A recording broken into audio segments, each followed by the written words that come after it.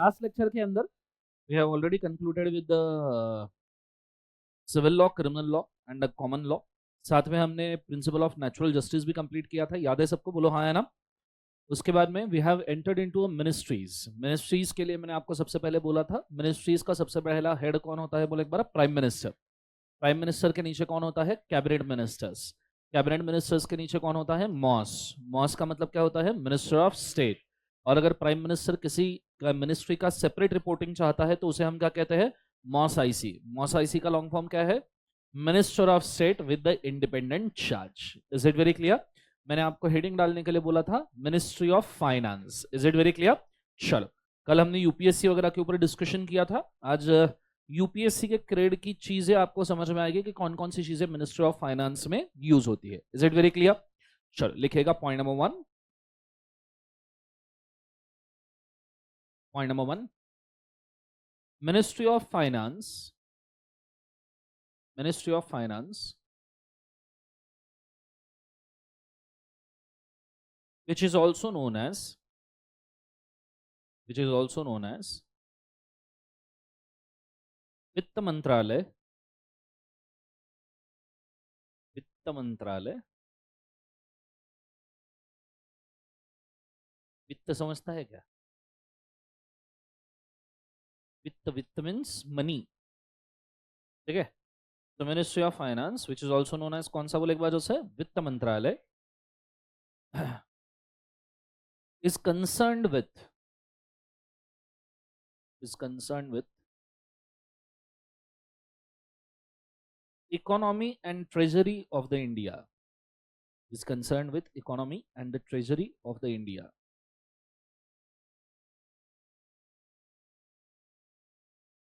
Economy and treasury of the India. Point number 2.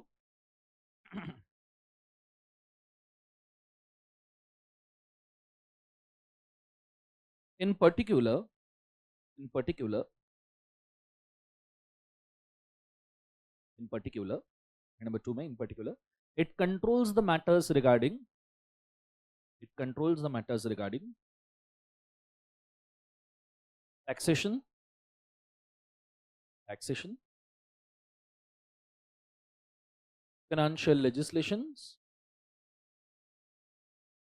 financial legislations, financial institutions,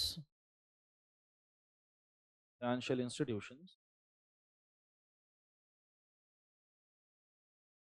capital market, तब मैं comma डाल रहे हो ना, capital market, budget of the centre and the state, budget of the centre and the state, budget of the centre and the state, and its finance,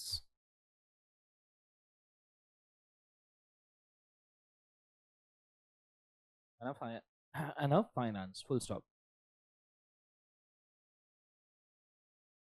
तो इसके अंदर थोड़ा सा ज्ञान बोला गया है जो मैं नहीं लिखवाने की कोशिश कर रहा हूँ।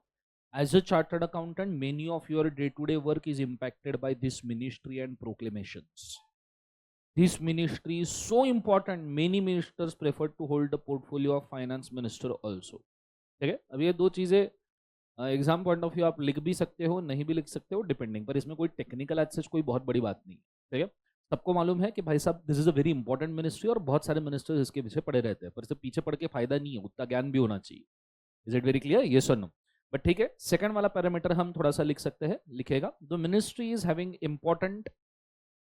Next point, the ministry is having important, the ministry is having important status, important status. So many ministers prefers the same, so many ministers prefers the same.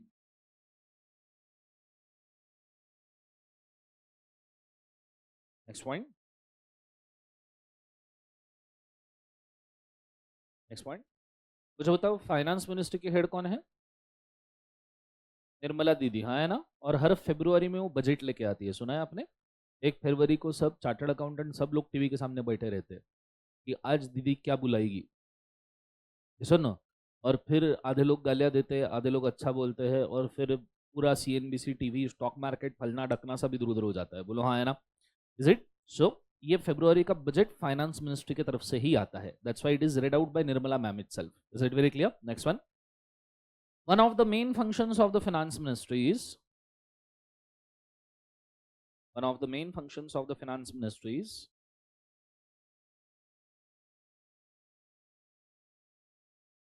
presentation of union budget,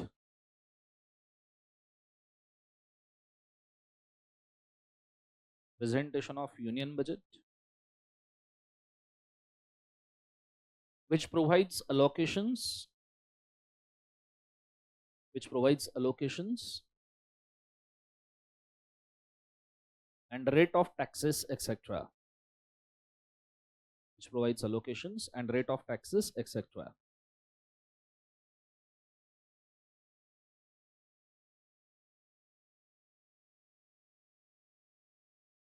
Next point.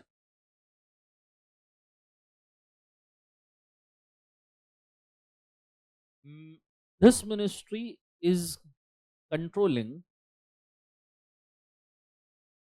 this ministry is controlling 4 central civil services, 4 central civil services, 4 central civil services, namely point number A, Indian Revenue Service,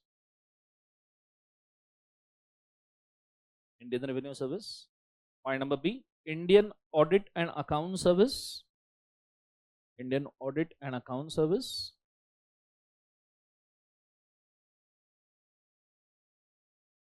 Point number C, Indian Economic Service,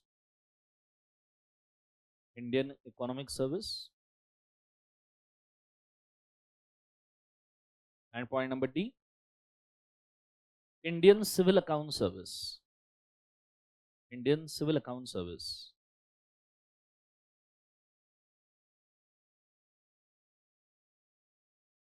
Point number E,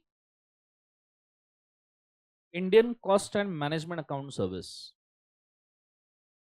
Point number E, Indian Cost and Management Account Service. Full stop. Next point. Next main point likhna. The Ministry of Finance is further divided into, the Ministry of Finance is further divided into, Ministry of Finance is further divided into, point number A, point number A, Department of Economic Affairs,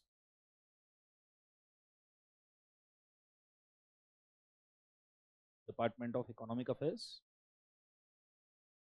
Point number B, Department of Expenditure, Department of Expenditure. Point number C, Department of Revenue, Department of Revenue.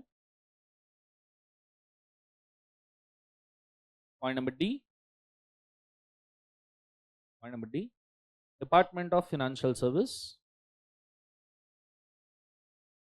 Department of Financial Service.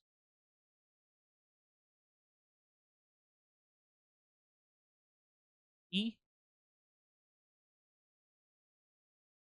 Department of Investment and Public Asset Management,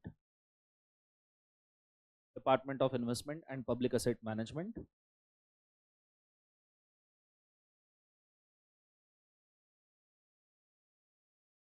And point number F, Department of Public Enterprise, Department of Public Enterprise. देख लिया सबने? मैंने आपको कल बोला था कि government के 53 मिनिस्ट्रीज और 98 डिपार्टमेंट्स है, ठीक है? अब आपको समझ में आया डिपार्टमेंट का मतलब क्या है, बोलो हाँ है ना? तो these are the department which are under ministry of finance. अब ये जरूरी नहीं है कि हर एक मिनिस्ट्री में डिपार्टमेंट हो, और नॉर्मली सेग्रीगेशन किया जाता है क्योंकि एक मिनिस्टर सारे डिपार्टमेंट देख नहीं सकता, तो एटलीस्ट रिपोर्टिंग ले सकता है. Is it very clear, yes और नो? चलो यहाँ पे आपका मिनिस्ट्री खत्म होता है, कौन सा मिनिस्ट्री बोले एक बार उसे? फाइनेंस। नेक्स्ट मिनिस्ट्री का हेडिंग डालिएगा ministry of corporate affairs. Ministry of corporate affairs.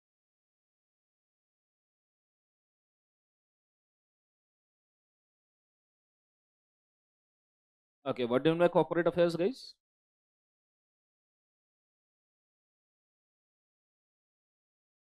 सुना है मिनिस्ट्री ऑफ कॉर्पोरेट अफेयर्स तो? What is it?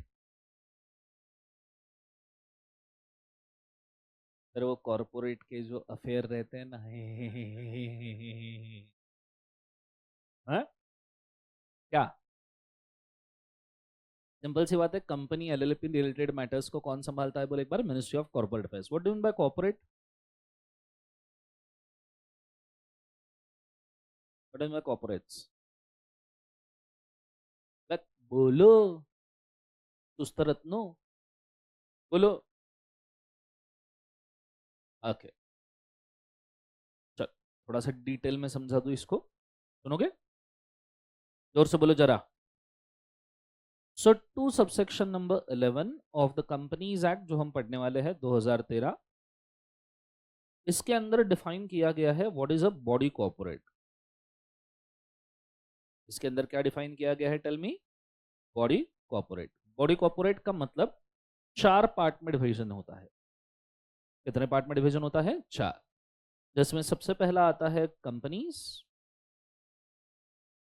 कंपनीज के अंदर आपने जितने टाइप के कंपनीज सुने होंगे सारे के सारे, public, private, OPC, small, holding, subsidy, associate, sister concern, ठीक है, government, foreign, dormant, active, whatever it, company नाम बोला इधर आएगा। Is it very clear? दूसरा आता है L L P. What is L P? Limited liability partnerships. तीसरा आता है corporations. What is corporation guys?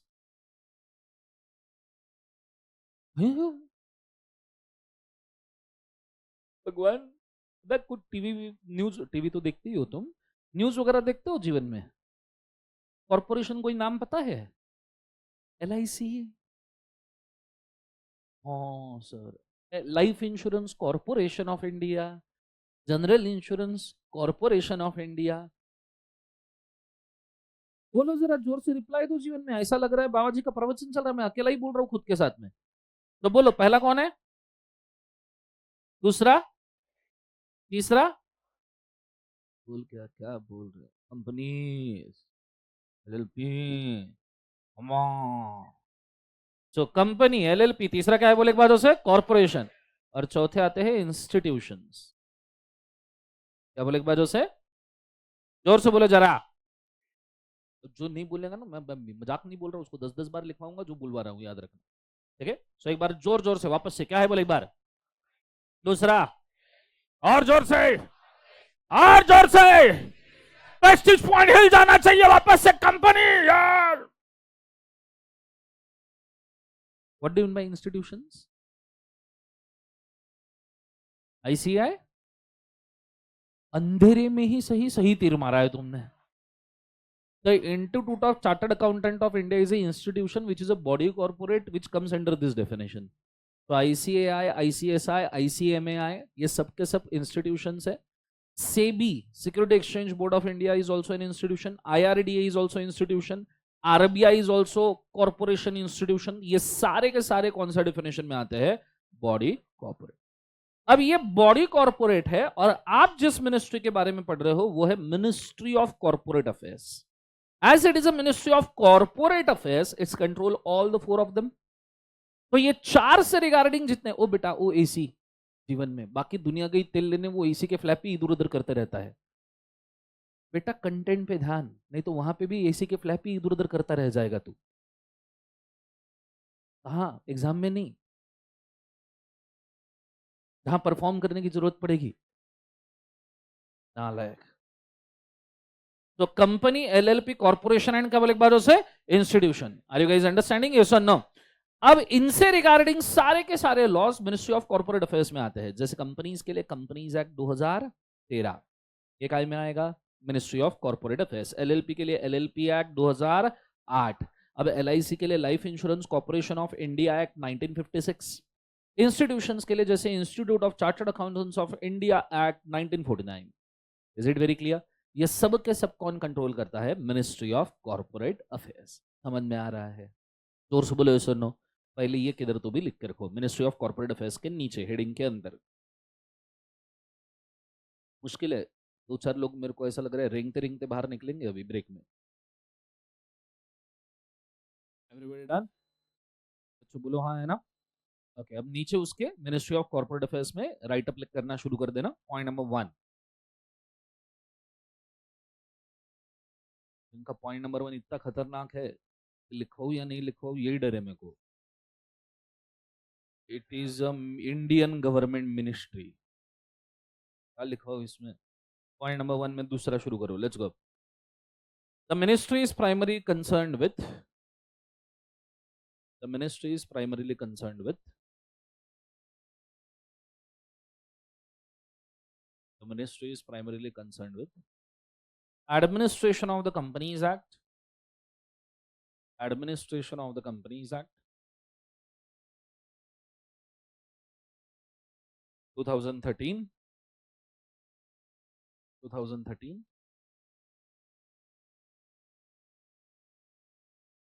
comma LLP Act 2008, comma LLP Act 2008। अब बाकी कॉर्पोरेट्स के हम नाम नहीं लिख रहे हैं बाकी लॉस के, क्योंकि वो हमारे सिलेबस में नहीं है। Is it very clear? तो हम उनसे कंसर्न कर रहे हैं जो हमारे सिलेबस में है।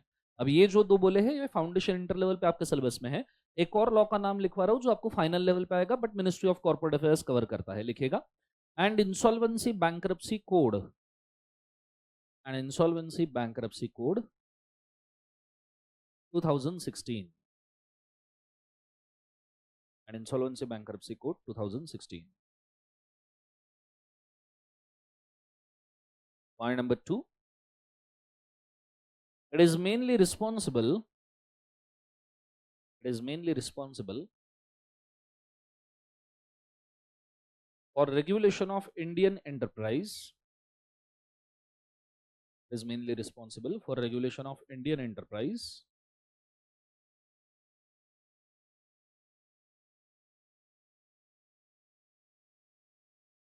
in an industrial and service sector,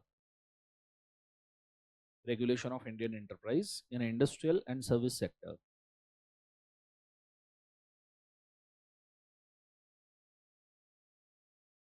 industrial and service sector लिखा सबने। नेक्स्ट पॉइंट, अब जो मिनिस्ट्री ऑफ कॉर्पोरेट अफेयर्स में लोग अपॉइंट होते हैं ना, उन्हें कहते हैं आईसीएलएस। आईसीएलएस मतलब Indian company law services, UPSC का ही ग्रेड है। मैंने आपको यूपीएससी के अभी बहुत सारे ग्रेड फाइनेंस में लिखवा के दिए, बोलो हाँ है ना? उसमें से एक ग्रेड है that is ICLS, Indian company law services. Normally hierarchy wise सबसे पहले आईएफएस आता है, दूसरा आईएएस आता है, तीसरा आईपीएस आता है, चौथा आईआरएस आता है, इंडियन रेवेन्यू सर्विसेज, फिर Indian audit services and then ICLS, Indian company law services. तो ये लगभग 6th हायरार्की में, मतलब प्रायोरिटी वाइज 6 प्रायोरिटी के ऊपर आता है। Is it very clear? तो लिखना, the ministry is mostly governed bye, the ministry is mostly governed bye, governed by civil servants, civil servants of ICLS grade, civil servants of ICLS grade, ICLS grade, कैरेडे grade या जो बोलना है, ठीक है? उसके ब्रैकेट में लिखना Indian company law services,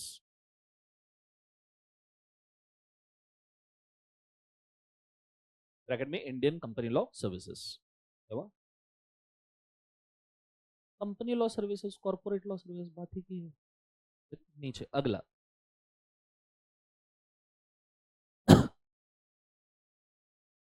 these officers are elected through, these officers are elected through,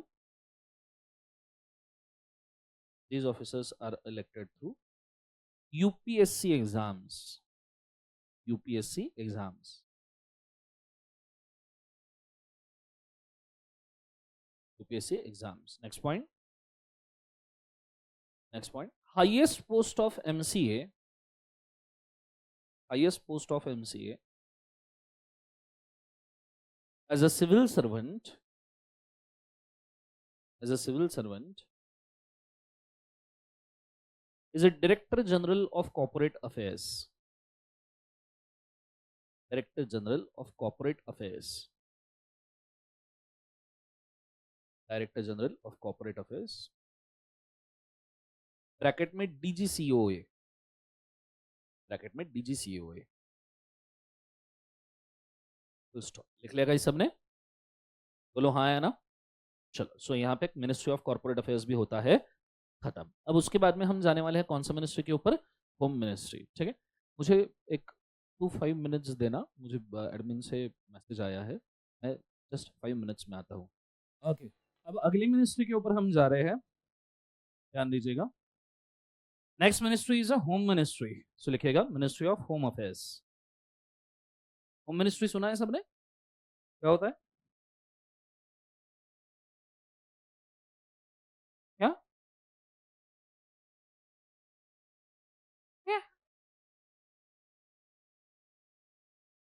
तो होम मिनिस्ट्रीज,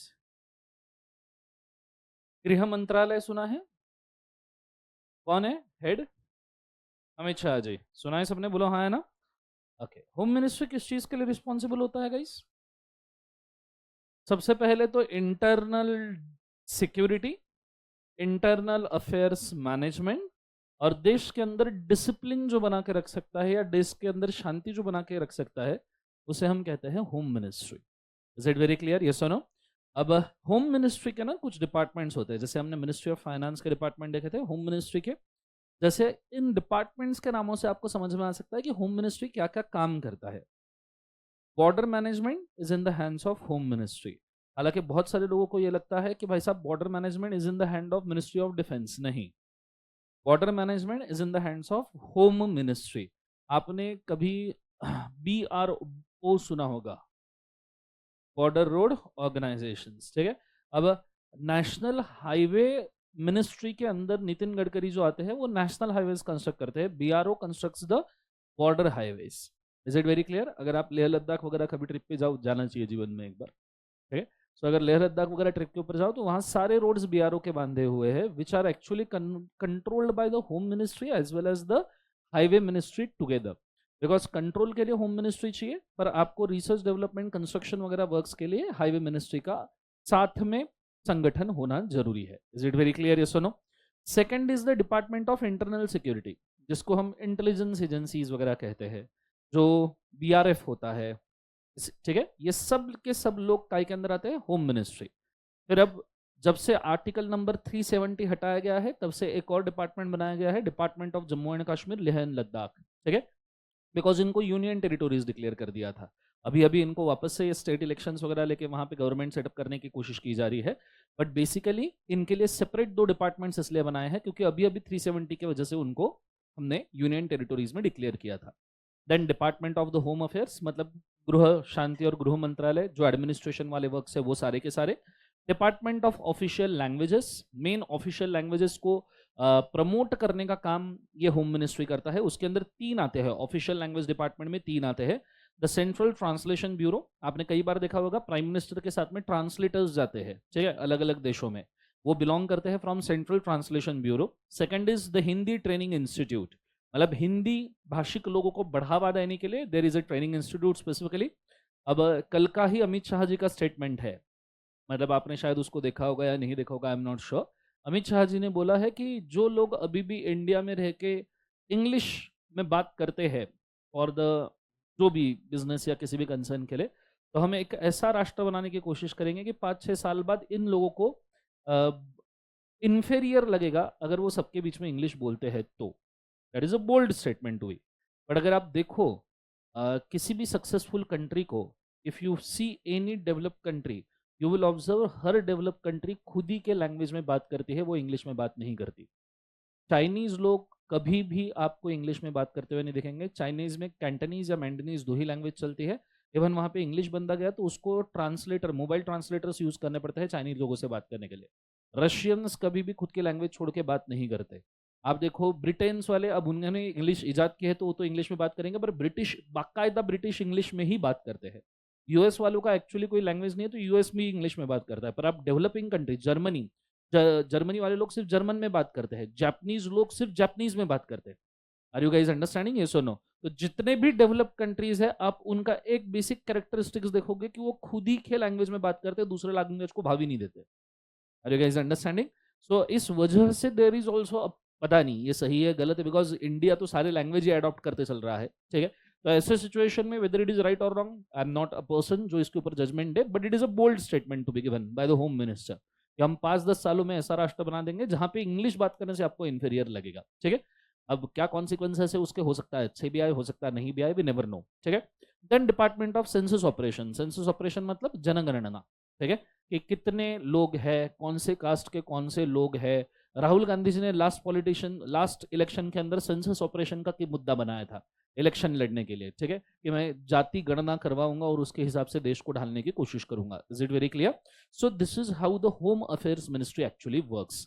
सबसे आखिरी आता है डिपार्टमेंट ऑफ स्टेट, मतलब सेंटर की तरफ से स्टेट को सपोर्ट देना है, तो ऐसे केसेस में स्टेट कोऑर्डिनेशन के लिए आप स्पेसिफिक डिपार्टमेंट क्रिएट करते हो। Is it very clear guys? तो नीचे लिखेगा पॉइंट नंबर 1। अगेन इसका पॉइंट नंबर 1 लिखवाने लायक नहीं है, it is a ministry of government of है। पॉइंट नंबर 1 लिखना, it is an interior ministry of India, it is an interior ministry of India mainly responsible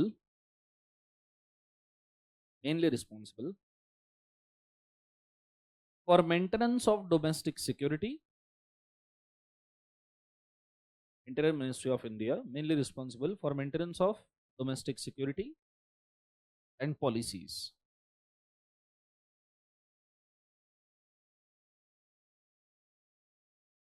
Domestic security and policies.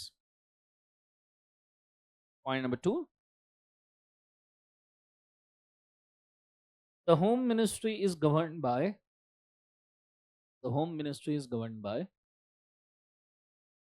a union minister of Home Affairs.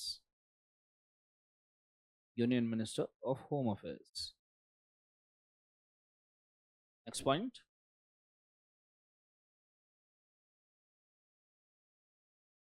The ministry have following departments. The ministry have following departments.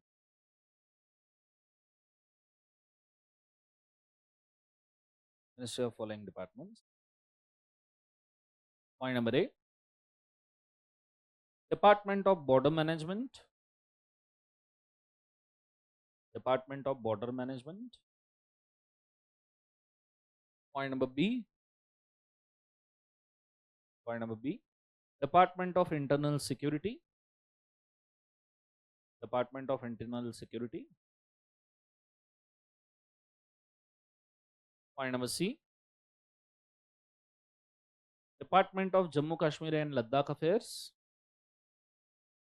Department of Jammu Kashmir and Ladakh Affairs. Jammu Kashmir and Ladakh Affairs. Point number D. Point number D. Department of Home. Department of Home. Point number E. Department of Official Language. Department of Official Language. And point number F. Department of States. Point number F. Department of States. Next main point.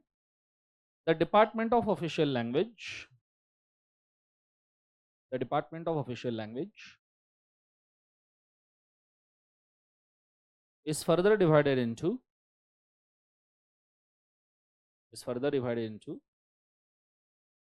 point number A, Central Translation Bureau.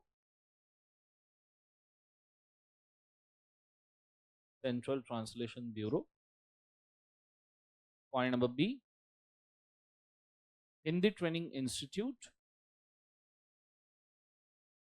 Hindi Training Institute.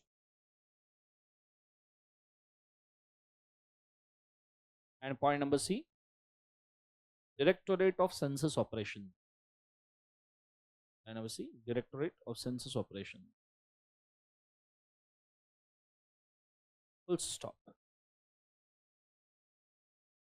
Next heading, यहाँ पे आपका ministry of home affairs होता है केवल एक बार उसे खत्म। Next heading, ministry of law and justice. Ministry of law and justice.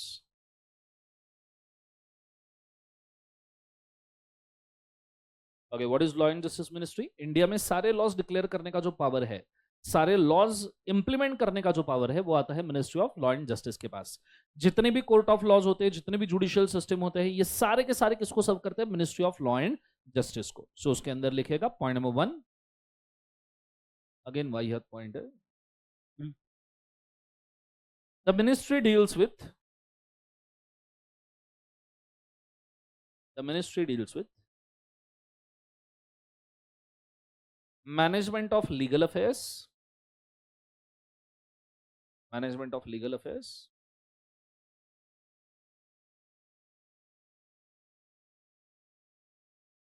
full stop. Point number 2, the ministry controls the legislative activities, the ministry controls the legislative activities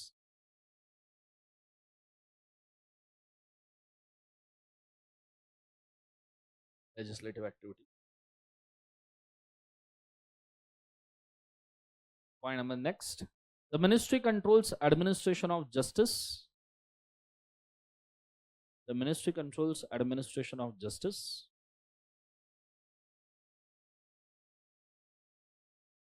administration of justice through department of justice,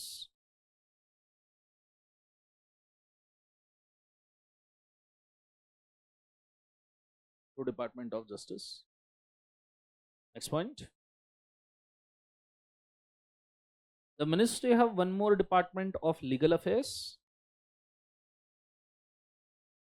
the ministry have one more department of legal affairs,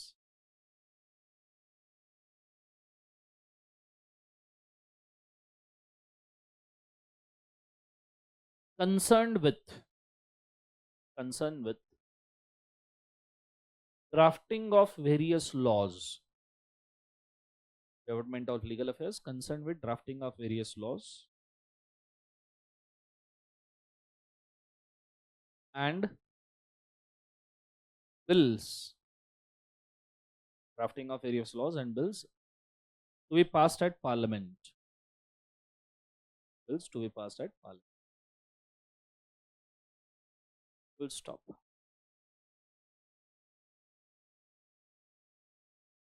Next point, the ministry of law and justice is divided into, next point, ministry of law and justice is divided into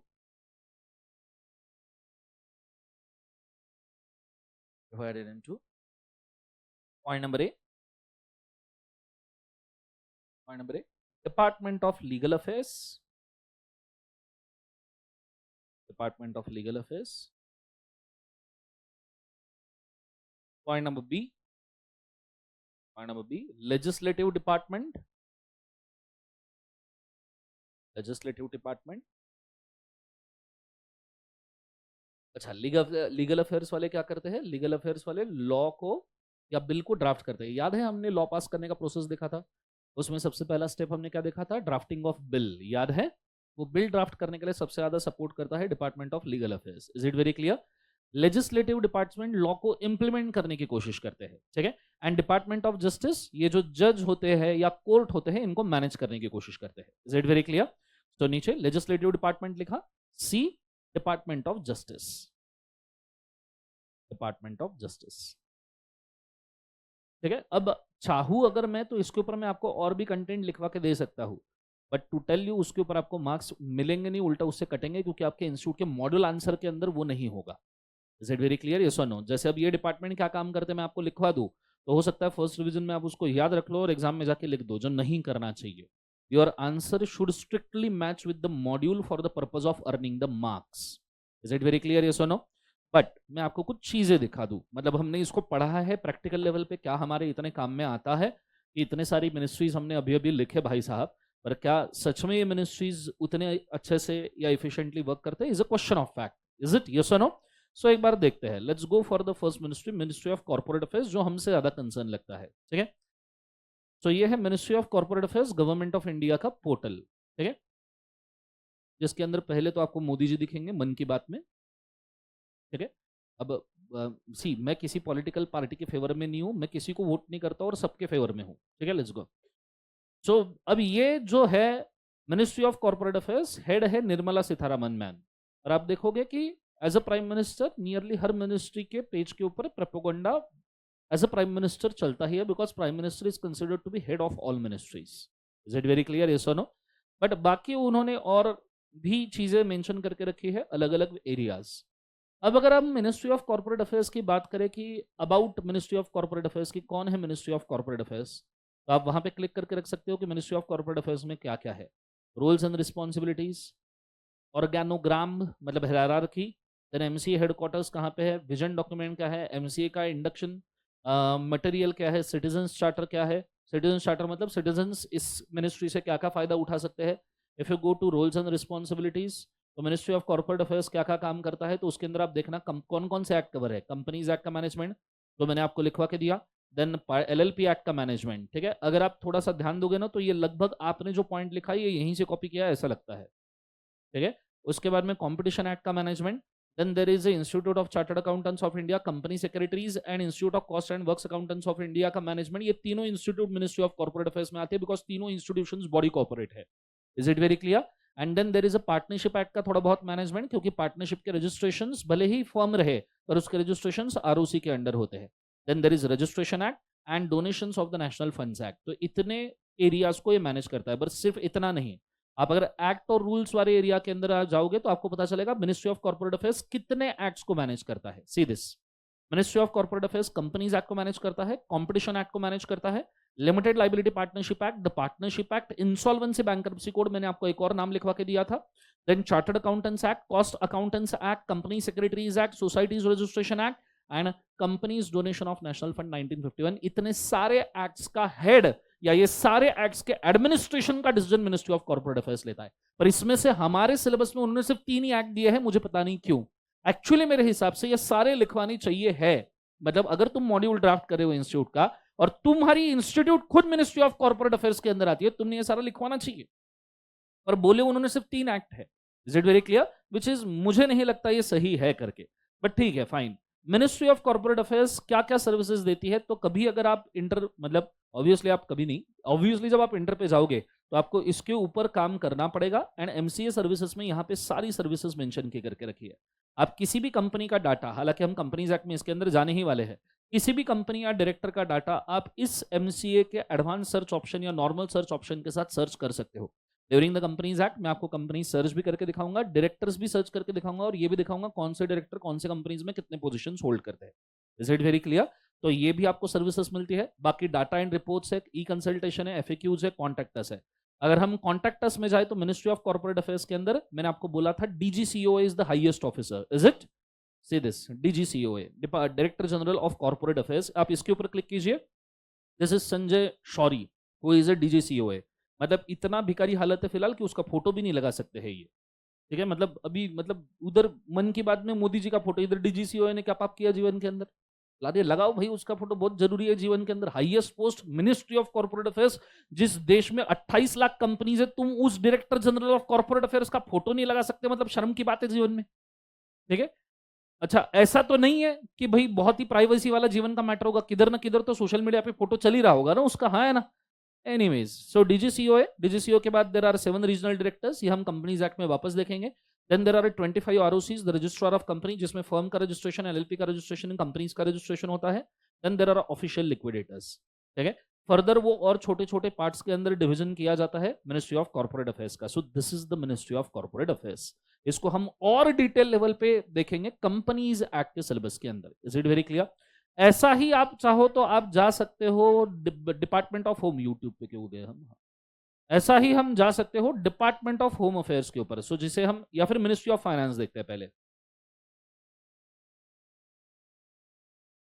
ministry of finance of India, अब यहाँ पे दीदी का photo आना चाहिए, मोदी जी का भी आ सकता है। Be ready for anyone.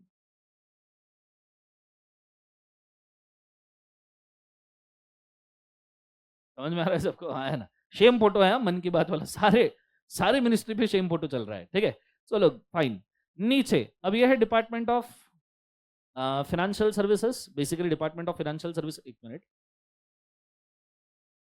हम बराबर है, वही बोला उन्होंने, पूरा मिनिस्ट्री डायरेक्ट करके रखा है उधर, नीचे वाला वेबसाइट ट्राई करते हैं, वही डिपार्टमेंट ऑफ फाइनेंशियल सर्विस है। ठीक, दिस मिनिस्ट्री ऑफ फाइनेंस, ऊपर लिखा रहा है वित्त मंत्रालय, वसुधैव कुटुंबकम, G20 summit. What is Vasudhaiva Kutumbakam? The world is one family. ठीक है, नीचे उसके बारे में आप देख सकते हो, जो मैंने आपको डिपार्टमेंट बोले थे मिनिस्ट्री ऑफ फाइनेंस के अंदर, एक बार वो लिस्ट खोलो।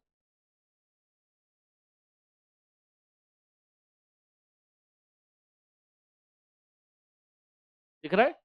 गिन लो, पहला डिपार्टमेंट ऑफ एक्सपेंडिचर, दूसरा department of economic affairs, department of revenue, department of financial service, department of investment and public asset management and department of क्या पब्लिक एंटरप्राइज। बराबर है डिपार्टमेंट। सो जो लिखा है वो यहां से आया है, मतलब ये कॉपी पेस्ट किया है उधर। अब इतना इंस्टीट्यूट में दम नहीं था कि इसके अंदर घुस के हर एक का वो आपको लिखवा के दे। एक्चुअली होना चाहिए, बिकॉज फाइनेंस मिनिस्ट्री आपके लिए बहुत क्लोज मिनिस्ट्री है, इसी के अंदर आप सबसे ज्यादा काम करते हो। Is it very clear? But ठीक है, इसका आपको काम डायरेक्ट टैक्सेस के अंदर और जीएसटी के अंदर मेनली पड़ेगा। ठीक है, ये होने के बाद हम अगली मिनिस्ट्री के ऊपर जाए तो नेक्स्ट मिनिस्ट्री जो आता है that is a home ministry. Home minister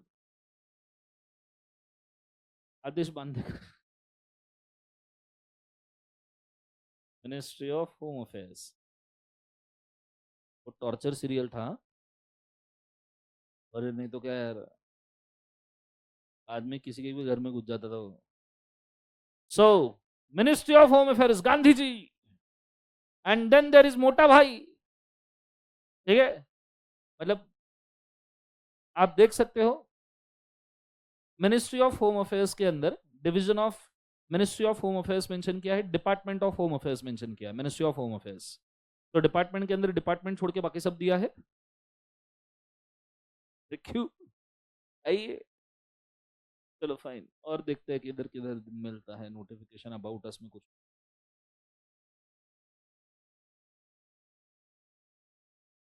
who is who? हमने कब बोला who is why? Who is who? Meet the minister. Hello, अब ये क्या क्या थे उनका पूरा बायोडाटा मिल जाएगा आपको अमित शाह जी का यहाँ पे। किसी को अगर डाउट है कि होम मिनिस्टर क्यों बने, you can see here. Meet the secretary भी है, ऑर्गेनाइजेशन स्ट्रक्चर भी है, आईपीएस ग्रेड है।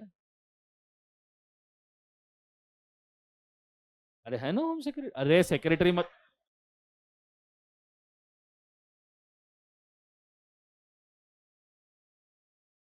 इधर डिपार्टमेंट किधर गए इनके? डिपार्टमेंट के जगह पे कुछ नहीं लिखा है। ये देखो ये, चलो कुछ तो मिला।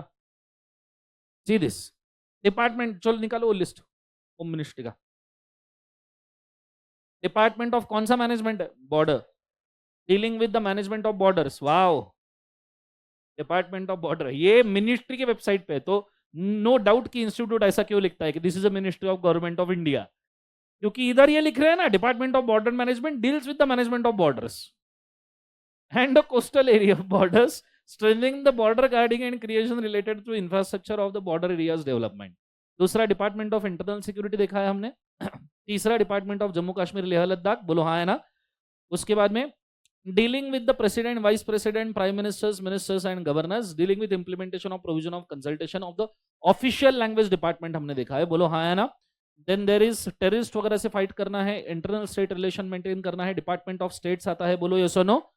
And then department of internal security, department of state, department of home, department of Jammu and Kashmir, border management, ये सारे के सारे डिपार्टमेंट को उन्होंने मेंशन किया है। पर मुझे ऐसा लगता है ये प्रेजेंटेशन एकदम वाहियात है, इसको थोड़ा सा और बेटर लेवल पे दिया जा सकता है विद मोर डाटा। ठीक है, बट एनीवेज जैसा दिया है इतना दिया है वही बहुत है अपने लिए। ठीक है, चलो यहाँ पे मिनिस्ट्री ऑफ होम अफेयर्स भी होता है खत्म। तो हमने जो अभी पढ़ा वो एक्चुअली प्रैक्टिकली इंप्लीमेंट होता है।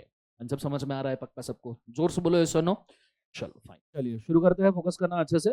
लास्ट लेक्चर के अंदर हमने मिनिस्ट्रीज कंप्लीट कर लिए थे, याद है सबको? बोलो हाँ है ना। कितने मिनिस्ट्रीज हमने देखे थे? कैन यू टेल मी फटाफट फटाफट? सबसे पहला मिनिस्ट्री ऑफ फाइनेंस, दूसरा मिनिस्ट्री ऑफ कॉर्पोरेट अफेयर्स, तीसरा होम मिनिस्ट्री, और चौथा ministry of law and justice. क्या हमने सारे के सारे कंप्लीट कर लिए हैं? चल, आज हम जाने वाले हैं बेसिकली अथॉरिटी स्ट्रक्चर के ऊपर। क्या के ऊपर बोले एक बार? Authority structure. फोकस कीजिएगा बहुत अच्छे तरीके से। और आपके IRF के सिलेबस में उन्होंने 3 अथॉरिटीज दिए हैं, that is first is SEBI, second is RBI and third is IBBI। पहले 3 अथॉरिटीज करते क्या है इसके बारे में आपको ज्ञान दे दूं, फिर उसके बाद में आगे बढ़ेंगे, ठीक है। चलिए, कैसा रहा आपका छुट्टी? गुड, ठीक था मतलब? करते क्या हो तुम छुट्टी में, बताओ जरा मुझे सर। वो जो बेड है ना सर, मेरे घर वाले सर डिफरेंशिएट नहीं कर सकते सर, बेड और चद्दर और मुझ में क्या फर्क है करके। सही है? या और कुछ भी कुछ करते हो, हॉबी वॉबी किसी को कुछ है सर सीए में आए हैं, जब से सीए में आए ना सर। चलो स्टार्ट करते हैं, ध्यान देना, फोकस करना कुछ लाइफ में, थोड़ा एक आध घंटा जीवन में, नहीं तो भी एटलीस्ट वीकेंड कोई फिजिकल एक्टिविटी या हॉबी कैरी करना। खेलते वेलते हो कुछ, क्रिकेट विकेट कुछ? नहीं? आ जाओ आ जाओ। नहीं? अरे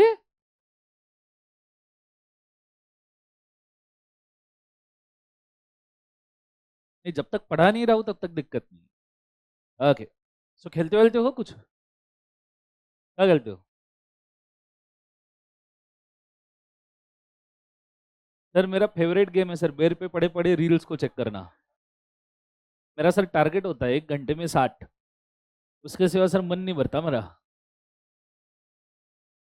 चल जाने दो, let's go. Authorities under the India, authorities in India,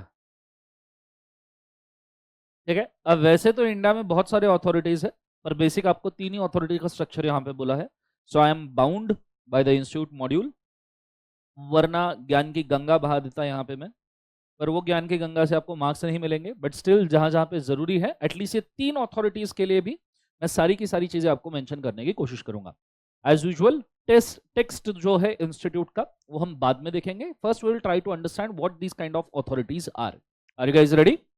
चलो सबसे पहली शुरुआत कर रहे हैं हम, that is first and foremost authority security exchange board of India, ठीक है, SEBI. Anyone know what is SEBI? क्या होता है ये? क्या? Security exchange board of India, वाह, तो टॉयलेंटेड। बोलो what is SEBI? Regulatory authority for what? Stock exchange, stock market. तुम्हें सेबी लगता है क्या? आप लोगों को सेबी अप्लीकेबल है या नहीं है? नहीं है? है? नहीं है? है? बोलो whether SEBI is applicable to you.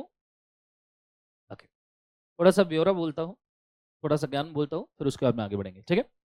कोई भी कंसेप्ट के जो पॉइंट्स है वो याद रखने के लिए एक नॉलेज का बेस या एटलीस्ट एक लॉजिकल बेस रेडी होना चाहिए, तो फोकस करना। सेबी आने के पहले में इंडिया में थोड़ा सा हिस्ट्री के हिसाब से बोलता हूं। इंडिया में if I am not wrong 1945 में एक अथॉरिटी बनाया गया था इंडिपेंडेंस के पहले, that is called as CMR, the capital market regulator, ठीक है। और उस वक्त जो एक्ट हुआ करता था उस एक्ट का नाम था कैपिटल मार्केट रेगुलेशन एक्ट, ठीक है। Now as the name suggest CMR capital market regulator means ऐसा मार्केट जिसके अंदर कैपिटल का बाय सेल चलता है, कैपिटल का बाय सेल चलता है। कैपिटल के 2 पार्ट्स होते हैं, इधर इक्विटी शेयर्स नहीं तो प्रेफरेंस शेयर्स। सो ऐसा मार्केट जिसके अंदर कैपिटल मतलब इक्विटी या प्रेफरेंस शेयर्स का बाय या सेल चलता है, ऐसे मार्केट को, कैपिटल मार्केट को रेगुलेट करने वाली अथॉरिटी, मतलब इक्विटी शेयर्स के बाय सेल को, प्रेफरेंस शेयर्स के बाय सेल को रेगुलेट करने वाली authority. Is it very clear?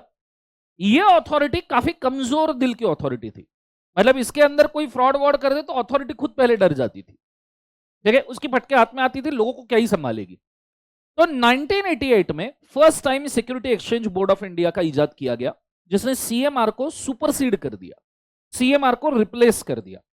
And SEBI जब आया तो उस वक्त सेबी को एक बहुत एग्रेसिव अथॉरिटी के तौर पे दिखाया गया था, but still market as it goes. 1992 में आदरणीय परम पूजनीय घोटाला केसरी स्वर्गवासी हर्षद मेहता जी, मतलब सेबी जब छोटा बच्चा था 4 साल का, तो हर्षद मेहता जी आए, 4,500 करोड़ का फ्रॉड सेबी के मुंह पे ठोक के मारा, जैसे कान के नीचे बजाइए खन्न करके, आवाज चारों दिशा में घूमता रहा। इंडिया में जिनको स्टॉक मार्केट के बारे में ज्ञान भी नहीं था, वो स्टॉक मार्केट की तरफ अट्रैक्ट हुए। 2 लोग आपने याद रखने चाहिए पूरे इंडिया की हिस्ट्री में, एक्चुअली वैसे तो 3 याद रखने चाहिए, पर सबसे 2 लोग जो अहम है, वो एक है धीरू भाई अंबानी, अभी के मुकेश भाई के पिताजी, और दूसरा हर्षद मेहता। ये 2 लोगों ने स्टॉक मार्केट को इंडिया में जिस तरीके से, जिस लेवल पे फेमस किया है, उतना कोई आज तक नहीं कर पाया। ठीक है, Dhirubhai Ambani in a positive way, Harshad Mehta we never know, it's not good to comment on him because बहुत डिस्प्यूटेड मैटर है। Dhirubhai Ambani positive way में क्यों? क्योंकि ऐसा कहा जाता है 1980s में धीरू भाई अंबानी जी ने माई नायलॉन लिमिटेड, जिसको आज के डेट में हम रिलायंस इंडस्ट्रीज कहते हैं, रिलायंस इंडस्ट्रीज का ओरिजिनल नाम था माई नायलॉन लिमिटेड, माई नायलॉन लिमिटेड के रिलायंस इंडस्ट्रीज के जो शेयर्स थे, वो ऐसा कहा जाता है धीरू भाई अंबानी जी ने 1-1 रुपए के रिलायंस इंडस्ट्रीज के शेयर पब्लिक में फ्री ऑफ कॉस्ट बांटे थे, just to make them aware about the stock market.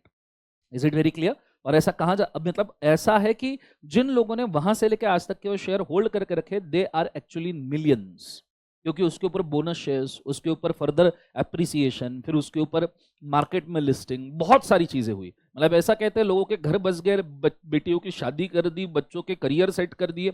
ऐसे कितने तो भी लोग हैं जो धीरूभाई अंबानी को इस चीज के लिए भगवान मानते थे कैपिटल मार्केट में। 90s का जो दशक था उसके अंदर धीरूभाई अंबानी, और 90s 2000 का जो दशक था उसके अंदर Dhirubhai Ambani was considered to be one of the very famous god for the Indian capital market, जिन्होंने पॉजिटिव सेंस में इंडिया में कैपिटल मार्केट का प्रमोशन किया by distributing his own shares free of cost. Are you guys understanding? और second जो हर्षद मेहता थे, इन्होंने सिर्फ नेगेटिव सेंस में इसको किया। इन्होंने कैपिटल मार्केट के रूप होल्स, फ्रॉड उसको कह नहीं सकते, उस वक्त का जो लॉ था वो इतना स्ट्रिंजेंट नहीं था, तो उन्होंने कैपिटल मार्केट के लूप होल्स को एक्सप्लॉइट किया और अच्छे खासे छोटे मोटे शेयर्स की प्राइसेस उन्होंने इस लेवल पे हाइप कर दी कि लोग इमेजिन नहीं कर सकते। एक सीमेंट, एक शेयर का नाम बोलना चाहूंगा, एसीसी सीमेंट्स, आज के डेट में भी निफ्टी 50 के इंडेक्स में वो पड़ा है, मतलब इंडिया के टॉप 50 कंपनी के इंडेक्स में वो आता है, नहीं कुछ तो बीएससी 100 में तो आता ही है कि टॉप 100 शेयर्स में। आप सोचो 6000 कंपनी में से 18 लाख को टोटल कंपनीज में से 6000 लिस्टेड में से टॉप 100 में कोई शेयर आना मजाक की बात नहीं है। जब हर्षद मेहता ने एसीसी सीमेंट्स के शेयर को हाथ लगाया था तब वो सिर्फ 60 रुपए का था, 60 रुपीज। हर्षद मेहता ने ऐसा घुमाया है वो शेयर को कि वो 10,000 प्लस छू के वापस आया, 10,000 प्लस, 60 रुपए का share. Can you just imagine how much amount of wealth the share only have created? सिर्फ एसीसी सीमेंट्स ने आज के मार्केट में जो सबसे बड़े लोग माने जाते हैं धुरंधर इन्वेस्टर, जो लोगों को ये सीएनबीसी आवाज के ऊपर कंसल्टेंसी देते हैं, ऐसा मैं कह सकता हूँ कि 20-30% उसमें से लोग एसीसी सीमेंट्स के अंदर की गंगा के अंदर हाथ धो के बैठे हैं। ठीक है, क्योंकि उनको पता था Harshad Mehta is railing such a shares. ऐसे बहुत सारे थे पर ACC cements was the prime of them. Is it very clear? फिर हर्षद मेहता जी का जब फ्रॉड पकड़ा गया तो उसके बाद में whatever happened is aftermath, everyone knows about the same। ये 2 लोगों ने मार्केट को बहुत पॉजिटिव नेगेटिव वे, जैसा भी वे हो, फेमस बहुत किया। अब किसी को भी फेमस होना है तो 2 तरीके से फेमस हो सकता है, एक तो बहुत अच्छे काम करके, नहीं तो बहुत बुरे काम करके। फेमस तो डॉली चाय वाला भी है ना? पर तुम चलो ठीक है, उसकी क्रिंजनेस को आप छोड़ दीजिए, बट प्लीज टेल मी, मतलब मैं ऐसा पर्सन हूं कि मैं अगर वाहियात पर्सन भी कोई फेमस है तो मैं रीजन ढूंढने की कोशिश करता हूँ फेमस क्यों है।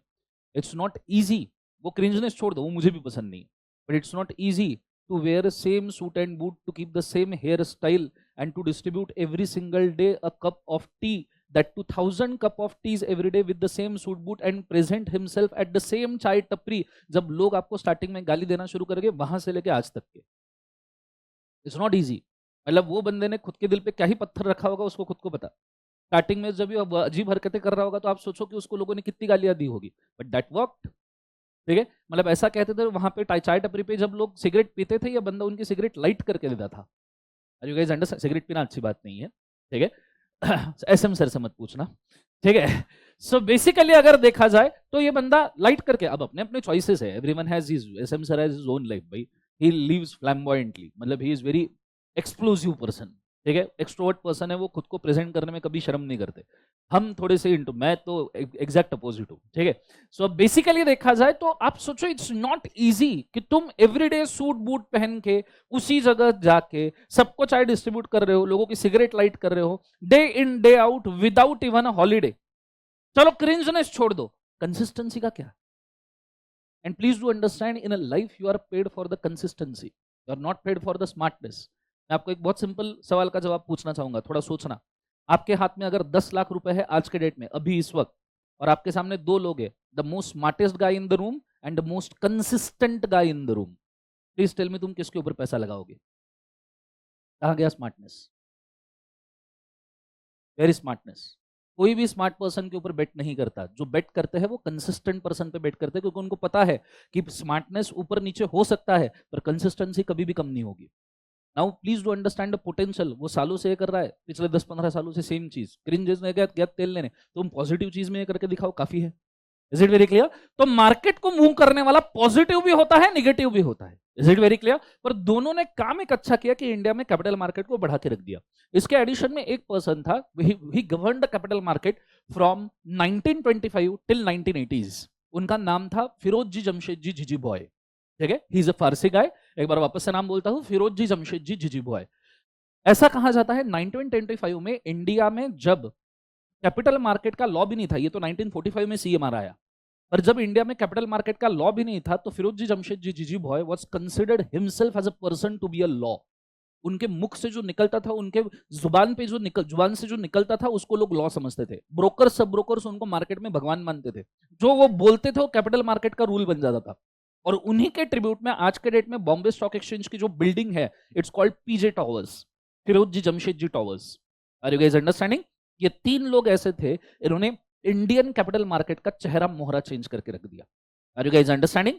अब सेबी जब 1988 में बना तो सेबी खुद को चलाया 4 साल तक के सीएमआर रेगुलेशंस के साथ में, पर जब हर्षद मेहता ने कान के नीचे खन्ना करके बजाई, SEBI understood that this is not a child's play.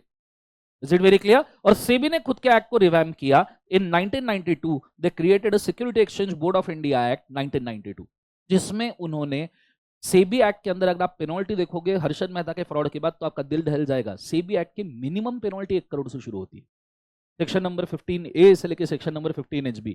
और जो फ्रॉड वगैरह करता है, हर्षद मेहता जैसे कांड करता है, उसके लिए पेनल्टी है 25 करोड़ या 3 times of the profit derived whichever is higher. मतलब मिनिमम पावती तुम्हारी 25 करोड़ की फटेगी, भले ही तुमने फ्रॉड 10 लाख का क्यों ना किया हो। Are you guys understanding? Yes और no? That is how the SEBI is made. आज के डेट में सबसे स्ट्रिंजेंट अथॉरिटीज के अंदर, सबसे खतरनाक अथॉरिटीज के अंदर 2-3 ही माने जाते हैं। एक है सेबी, दूसरा है CCI. CCI is a competition commission of India. Is it very clear? Yes और नो? उसके ऊपर कभी और बात करेंगे, फिलहाल सेबी के सिक रहते हैं।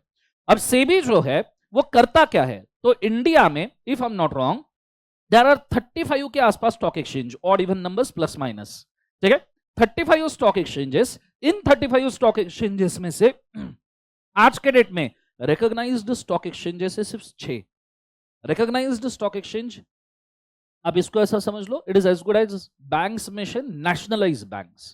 ठीक है, वैसे ही स्टॉक एक्सचेंज में से recognised stock exchange. What is the similarity between nationalised bank and recognised stock exchange? Government कहता है कि ये जो बैंक्स और ये जो स्टॉक एक्सचेंज है, ये हमारी जिम्मेदारी है। कल जाके अगर इन बैंक में कुछ फटा या इन स्टॉक एक्सचेंज में कुछ फटा तो इनको कंट्रोल करने का जिम्मेदारी हमारा है, और इनमें जितना भी लॉस पब्लिक का होगा उस लॉस को भरपाई करने का जिम्मेदारी हमारा है। इसलिए देखना, पंजाब नेशनल बैंक में नीरव मोदी ने 12,000 करोड़ का फ्रॉड कर दिया, 12,000 करोड़, फिर भी पंजाब नेशनल बैंक जगह से हिला नहीं।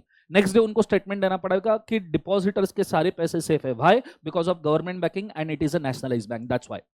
तो कल जाके अगर बॉम्बे स्टॉक एक्सचेंज जैसे रिकॉग्नाइज्ड स्टॉक एक्सचेंज के ऊपर बड़ा फ्रॉड होता है तो government has to come upfront, और गवर्नमेंट को ये बोलना पड़ेगा कि ये जितना भी फ्रॉड हुआ उसके अंदर हम इन्वेस्टर्स की मदद करेंगे।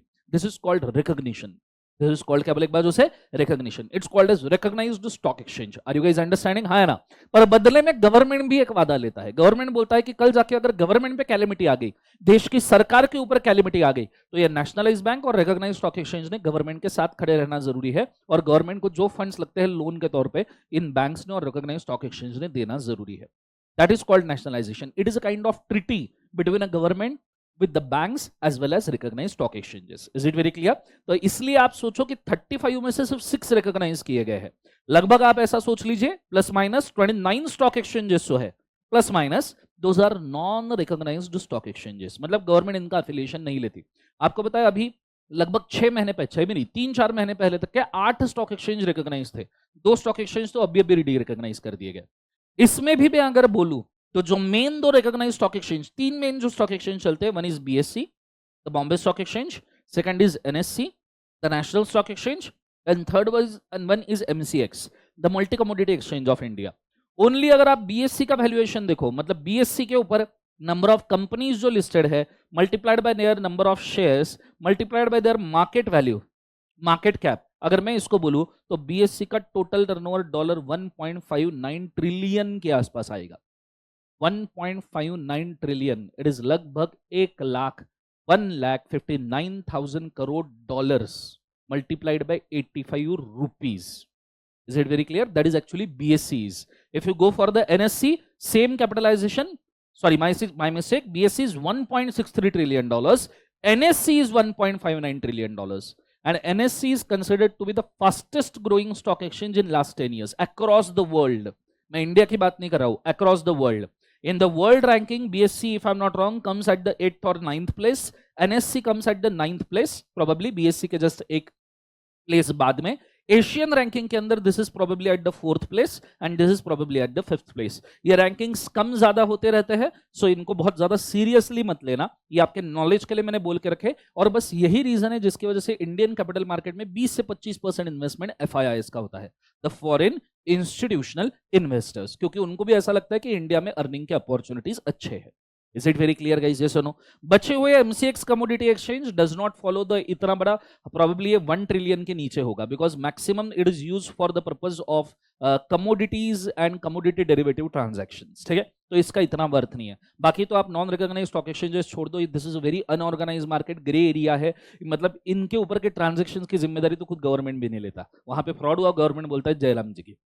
Are you guys understanding? Yes or no? ये चीज को आपने याद रखना। This is what the SEBI governs. ये कौन गवर्न करता है बोले एक बार जो से सेबी।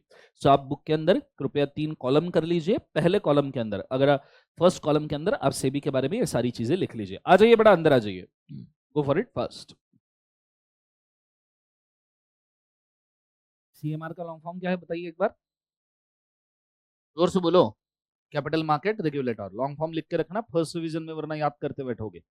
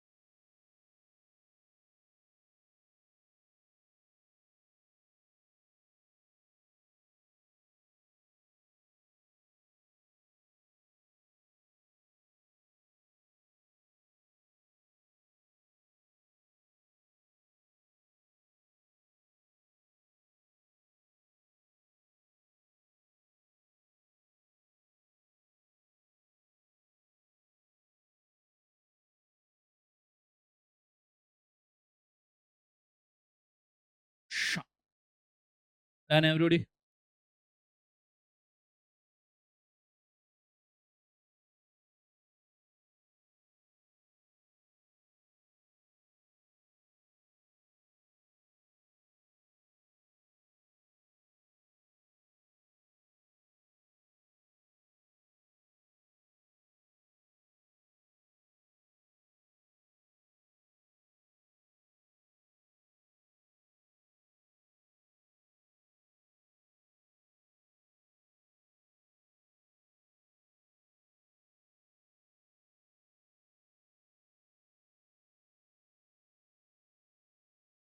Done everybody? लिखना हो गया है बच्चों?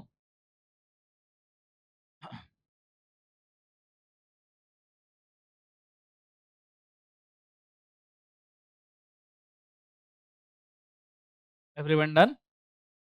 अगर लिखना हो गया है आपका तो I will just show you जो अभी हमने पढ़ा है उस चीज को एक बार प्रैक्टिकली टैली कर लेते हैं कि इज इट लाइक दैट कि दर्शन सर ने बहुत फेंका। यस सर, क्या यस सर? फेंका मैंने seriously? SEBI stock exchange list, see this, security exchange board of India का वेबसाइट है, दिख रहा है सबको? भारत प्रतिभूति और विनिमय बोर्ड, ध्यान है सबका? बातें ना कीजिए, बोर्ड के ऊपर ध्यान दीजिए। ऊपर लिखा गया है list of stock exchange arranged in alphabetical order for you only, ठीक है। उसमें से आप पहले देख सकते हो the name of the recognised stock exchanges columnar form के अंदर लिखा गया है, एंड यू कैन सी कि उनका एड्रेस भी क्या है और कौन कौन से सेगमेंट्स के अंदर वो सर्विसेज प्रोवाइड करते हैं। जैसे first column serial number, second column BSC limited, third column there address and a website, fourth column recognition कैसा है, तो it is a permanent recognition, BSC is under the permanent recognition, इसका recognition invalid नहीं किया जा सकता, ठीक है, अनलेस एंड अनटिल कोई बहुत बड़ा मिसहैप बीएससी के ऊपर होता है। देन कौन सा सेगमेंट्स में डील करते हैं, equity, equity derivatives, equity derivatives मतलब फ्यूचर्स एंड ऑप्शंस, आपने सुना होगा कॉल ऑप्शन, पुट ऑप्शन वगैरह, is it very clear. Then there is currency derivatives, currency derivatives का मतलब फॉरेक्स कहा जाता है, जिसके अंदर हम USD INR, GBP INR, euro INR जैसे करेंसी पेयर्स में डील कर सकते हैं। हालांकि इंडिया में बाकी करेंसी पेयर्स में डील करना is illegal as per the RBI. Commodity derivatives मतलब सिल्वर, गोल्ड, इसके ऊपर के derivative instruments, options, calls, puts के ऊपर आप खेल सकते हो। एंड डेट्स, सिक्योरिटीज जैसे डिबेंचर्स, साथ में बॉन्ड्स के ऊपर आप खेल सकते हो। Electronic gold receipts that is EGRs के ऊपर आप खेल सकते हो। Calcutta stock exchange permanent recognition है। कलकत्ता स्टॉक एक्सचेंज के बारे में खास बात यह है, it is one of the oldest stock exchange, मतलब मुझे तो ऐसा लगता है प्राइमरी इंडिया में सबसे फेमस और सबसे ओल्ड कोई स्टॉक एक्सचेंज होगा, that is one of stock exchanges Calcutta. एक तो बॉम्बे तो था ही ऑब्वियसली, बॉम्बे स्टॉक एक्सचेंज का पहले नाम भी बॉम्बे स्टॉक एक्सचेंज नहीं था, it was called as native stock brokers association. एक गुजराती और एक फारसी इंसान ने 1825 में इसको मुंबई के टाउन हॉल के सामने एक पीपल बरकत के पेड़ के नीचे वडाचा झाडा खाली याला सुरू केलं होतं इन 1825, आई am not exactly sure but probably 1825 होगा, कि उन्होंने मतलब लिटरली बनियान ट्री के नीचे उन दो लोग जमा हो गए और उन्होंने कंपनी के फिजिकल शेयर सर्टिफिकेट्स को खरीदना बेचना शुरू किया था। Are you guys understanding? Then in 1875 they got a name and they shifted to Dalal street. अभी जो दलाल स्ट्रीट पे बीएससी का बिल्डिंग है, it is the same place. Dalal street पे वो 1875 में शिफ्ट हुए और उन्हें खुद को नाम दिया था native stock brokers association. Then in 1925 they got their original name, the Bombay Stock Exchange. Is it very clear? Yes or no? So Calcutta is one of the old, और कलकत्ता वालों ने खुद का नाम चेंज नहीं किया। हालांकि कलकत्ता स्टॉक एक्सचेंज का एक मूवी के अंदर ये भी है, सीन भी है। आपने अगर गुरु मूवी देखा होगा अभिषेक बच्चन का, तो गुरु मूवी के अंदर एक ऐसा सीन आता है, वैसे उसमें बहुत सारी सीन है, मैं खास करके इसकी बात कर रहा हूँ, ठीक है। सो गुरु मूवी के अंदर अभिषेक बच्चन एक बिल्डिंग में जाता है कमोडिटी के डीलिंग के लिए, और वहां पे व्हाइट कलर के कपड़े पहन के बहुत सारे लोग खड़े रह के रस्सियां पकड़ के ऑर्डर्स चिल्लाते रहते हैं कि इतने में इतना मिलेगा, इतने में इतना मिलेगा। That is actually a trading floor of Calcutta stock exchange, ठीक है। तो उस मूवी में उसका जिक्र भी किया है। Then metropolitan exchange of the India, ये कुछ थोड़े मतलब 2025 तक के इसका रिकॉग्निशन है, 15 सितंबर तक के, अगर आप देख सकते हो उसका डेट रिकॉग्निशन का। ये अगर ऐसा ही रहा और काम अच्छा करता रहा तो इसका रिकॉग्निशन रिन्यू हो जाएगा, ठीक है। Then there is a multi commodity exchange, MCX, जो मैंने आपको बोला था, अगेन परमानेंट रिकॉग्निशन में है। National commodity derivative exchange, again permanent recognition में। देन देयर इज एनएससी, ठीक है। बीएससी के ऊपर, एनएससी के ऊपर जो सिक्योरिटीज ट्रेड किए जाते हैं लास्ट कॉलम में, दे आर लगभग सेम, ठीक है, एक ही पोर्टफोलियो के। अब बहुत सारे बच्चों को ये दिक्कत रहता है, सर मैं बीएससी से कोई शेयर परचेस करूं तो एनएससी पे मैं बेच सकता हूं क्या? बिल्कुल बेच सकते हो। BSC NSC are just exchanges. मैं थोड़ा इसका और कंसेप्ट डाइल्यूट करके सुनाऊं, चलेगा? सुनोगे, समझोगे?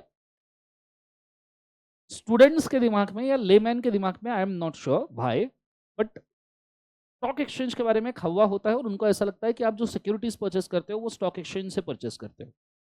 Let me tell you in very simple words, very simple words.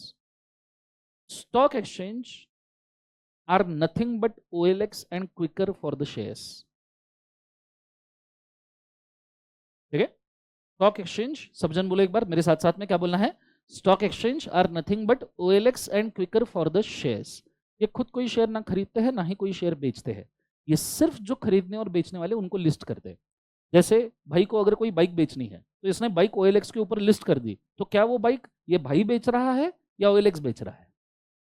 भाई बेच रहा है। OLX is just a broker, it is just a facilitator.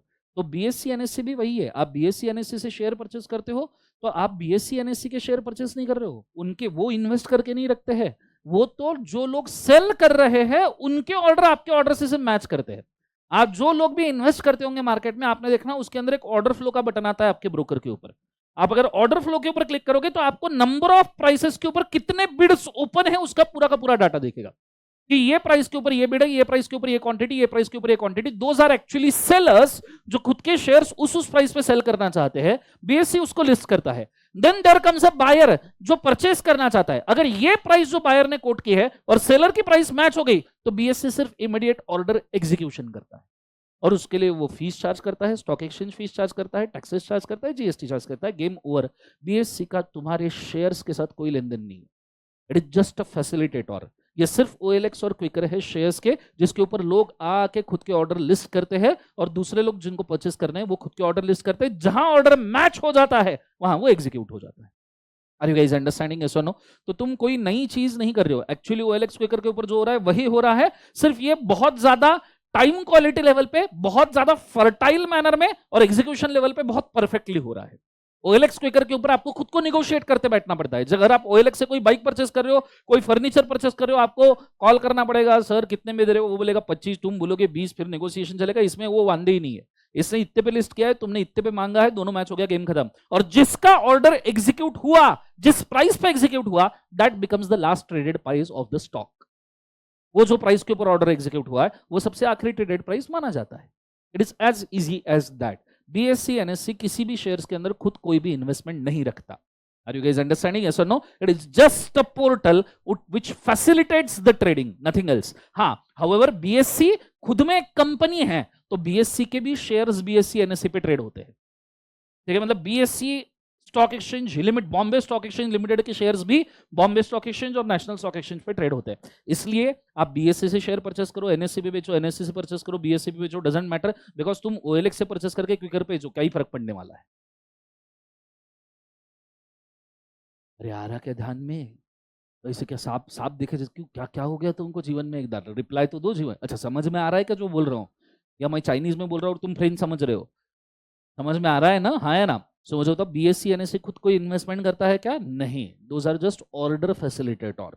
Is it very clear? ये OLX क्विकर है शेयर्स के। तो ऐसे टोटल रिकॉग्नाइज्ड स्टॉक एक्सचेंज मैंने आपको कितने बोले थे? 6। So here it is live 6 के 6 स्टॉक एक्सचेंज का लिस्ट। फिर मैंने बोले थे बाकी डी रिकॉग्नाइज है। ये देखो लंबी चौड़ी लिस्ट है, 29 स्टॉक एक्सचेंज डी रिकॉग्नाइज के, लगभग 29 होंगे if I am not wrong. उसमें नाम पढ़ो, हैदराबाद, कोयम्बतूर, सौराष्ट्र, मैंगलोर। कब डी रिकॉग्नाइज हुआ है वो डेट्स भी दिए हैं कि कौन से दिन तक के जिंदा था। ठीक है, देन कोचीन, बैंगलोर, लुधियाना, गुवाहाटी, भुवनेश्वर, जयपुर, OTC, पुणे 13 नंबर। पुणे का भी स्टॉक एक्सचेंज है, पता है आपको? पता है नहीं पता है? ये जो बिल्डिंग है, ये फ्रंट है बिल्डिंग का, इधर गेट एंड रास्ता, ये बैक है, बराबर है? ये बैक जो है बिल्डिंग का, इसके 2 गली छोड़ के पीछे जाना, वहां एक काले कलर की बिल्डिंग है जिसके सामने सुनहरे कलर का एक बड़ा सांड लगा के रखा है, और जहां पे ऑर्डर के रिसिप्ट चलते रहते हैं वो डिजिटल साइन बोर्ड में, वो पुणे स्टॉक एक्सचेंज का हेड ऑफिस है। ठीक है, आप वहां पे जाना, वो सांड के सामने खड़े रहना, देखने का, उसके बाद फोटो खींचने का। और पुणे स्टॉक एक्सचेंज का ओनर, ओनर मतलब जिसने पुणे स्टॉक एक्सचेंज के इक्विटी शेयर होल्ड किया है, trading member Pune stock exchange का, फर्स्ट फ्लोर पे। ठीक है, यहाँ पे फर्स्ट फ्लोर पे NG राठी करके, he is a trading member of the Pune stock exchange. Trading member मतलब he is actually equity share holder of the Pune stock exchange. आप नीचे जाके फर्स्ट फ्लोर पे ऐसे जाके वहां पे जाके खड़े रहने का, देखने का। हाँ जान, मेरा नाम मत बोलना, ठीक है? सो वहां जाके देखने का, उसके नीचे लिखा है the trading member of the Pune stock exchange. Are you guys understanding? तो ये इतना इजी है, आप एक बार ट्राई कीजिए आजू बाजू में घूमना, सिर्फ इसके उसके पीछे घूमना जरूरी नहीं है, ऐसी चीजों के पीछे भी घूमिए।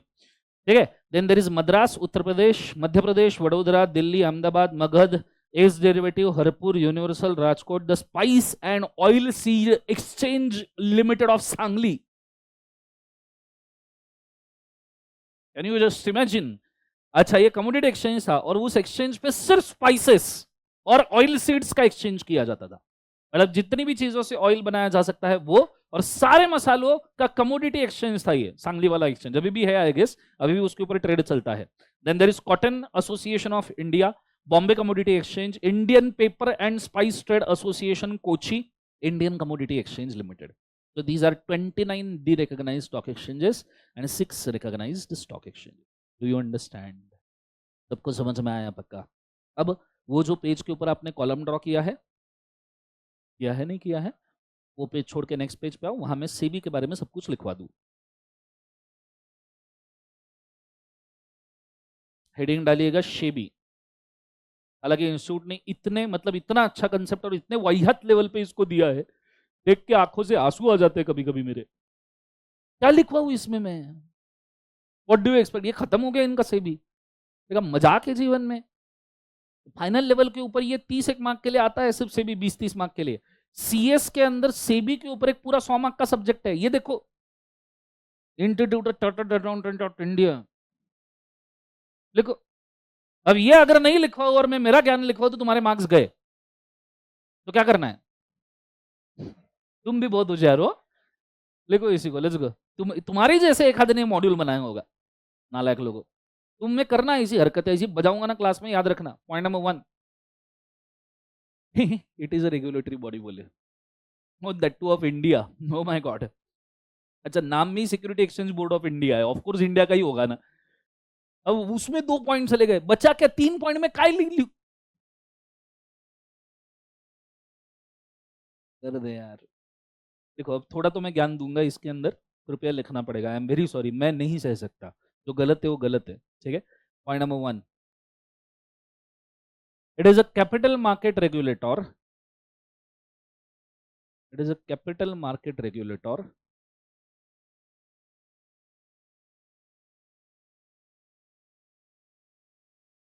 controlling the securities, controlling the securities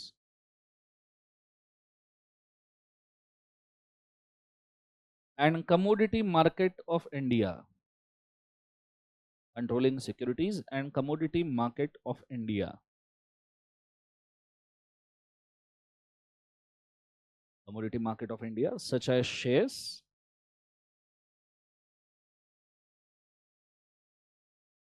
debt instruments, comma debt instruments, yes, comma debt instruments, comma their derivatives, comma their derivatives, full stop। point number 2,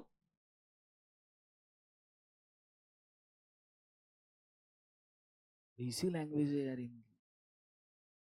it is under the ownership of ministry of finance, ownership, खरीद के बैठे ये सेबी को, शर्म नहीं आती? मैं नहीं लिखवा सकता। Point number 2, the SEBI is regulated by, the SEBI is regulated by Ministry of Finance,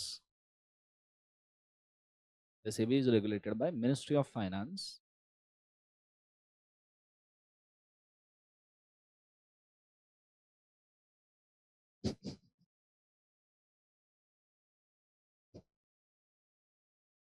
within government of India,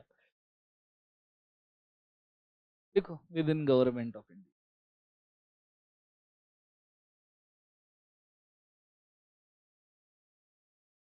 point number 3,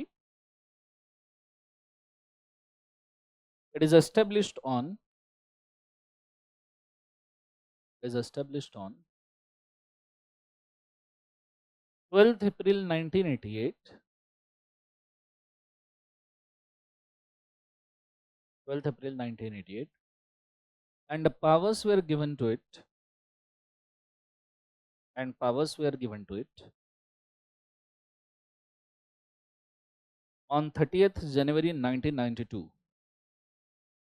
on 30th January 1992,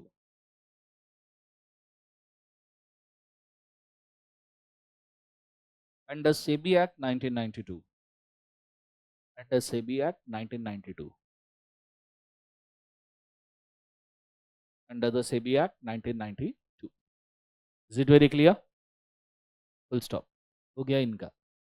अब ये देखिए सेबी का बोर्ड, हम वो कहते हैं ना security exchange board of India, तो बोर्ड में कौन कौन अपॉइंटेड लोग हैं?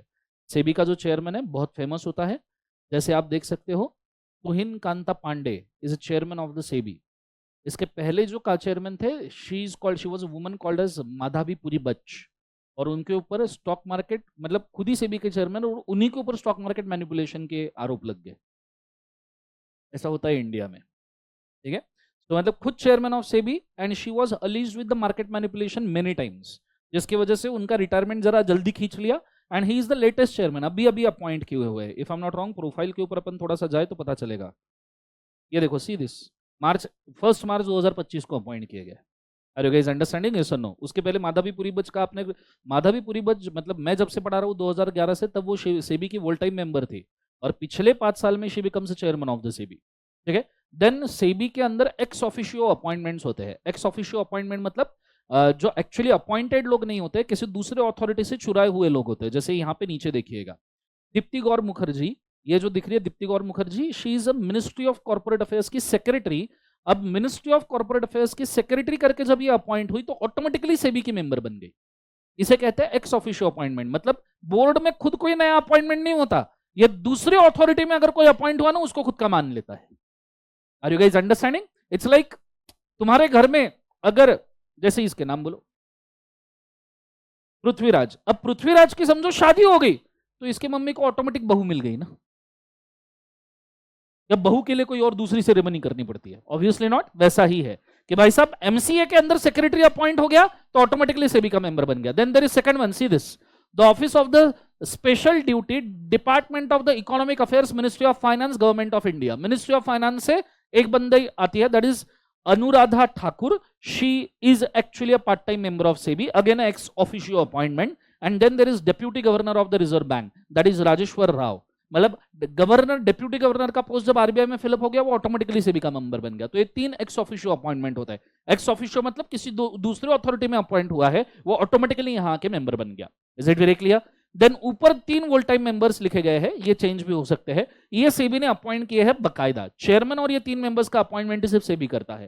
That is Narayan G, Amarjeet Singh and Kamlesh Chandra Varshney. So I guess he is the new one. ठीक है, सो ये लोगों को आपने याद रखना, this is a security exchange board of India के एग्जिस्टिंग बोर्ड मेंबर्स, जिसको हम सेबी बोर्ड कहते हैं, तो एक्चुअली इट इज देम। ये लोग हैं जो सारे के सारे security exchange board of India के बिहाफ पे डिसीजन मेकिंग करते हैं।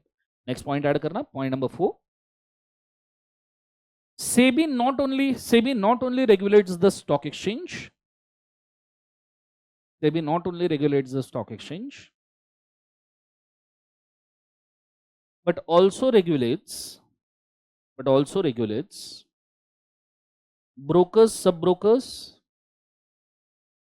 but also regulates brokers, sub-brokers and investors. Brokers, sub-brokers and investors.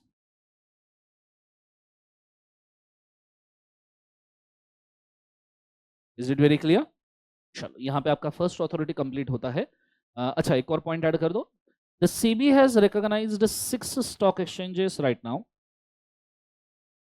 SEBI has recognized 6 stock exchanges right now.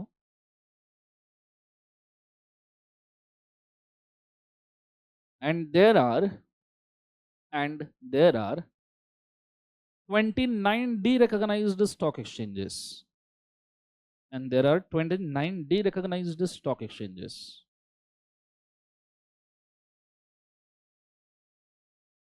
Bracket में लिखिएगा, numbers can change in the future. Numbers can change in the future. Is it very clear? लिख लिया इस सब ने? चलो, second authority के ऊपर जाते हैं। नीचे सेकंड अथॉरिटी का नाम लिखना, RBI, the reserve bank of India. RBI का चार्ट भी मैं दूंगा, पहले इसके ऊपर लिख लेते हैं। तो what is RBI guys? Reserve bank. Thank you so much, wow, तो टॉयलेंट। हाँ, क्या करता है आरबीआई?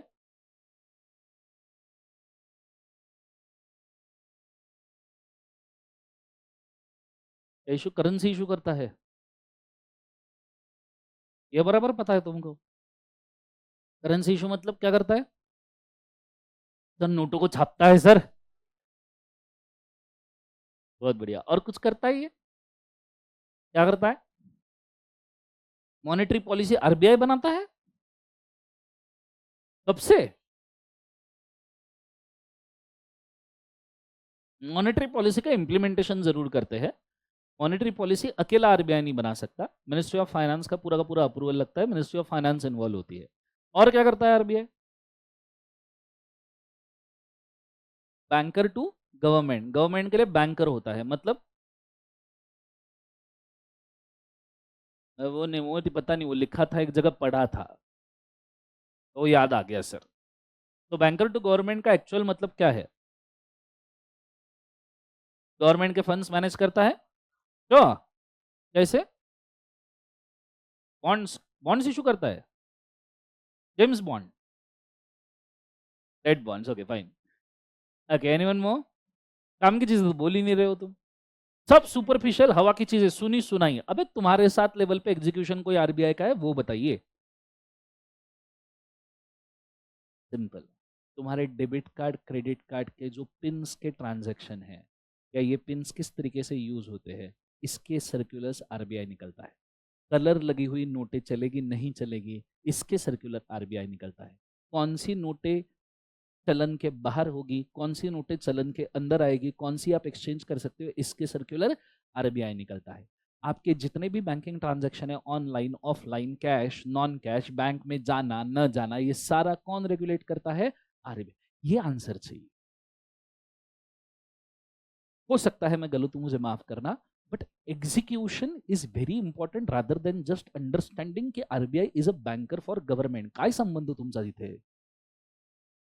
वो गव्हर्नमेंट का बँकर तुम्हारा काय है? Execution level. हाँ ऑफकोर्स ये नॉलेज इंपॉर्टेंट है, पर उसको फिर समझने की कोशिश कीजिए ना कि क्यों banker to government, why RBI is a banker to government, why ऐसा क्या करता है RBI? RBI facilitates the funds. मैं आपको दिखाना चाहूंगा, फोकस करना अच्छे से, इससे आपको एग्जीक्यूशन भी समझ में आएगा।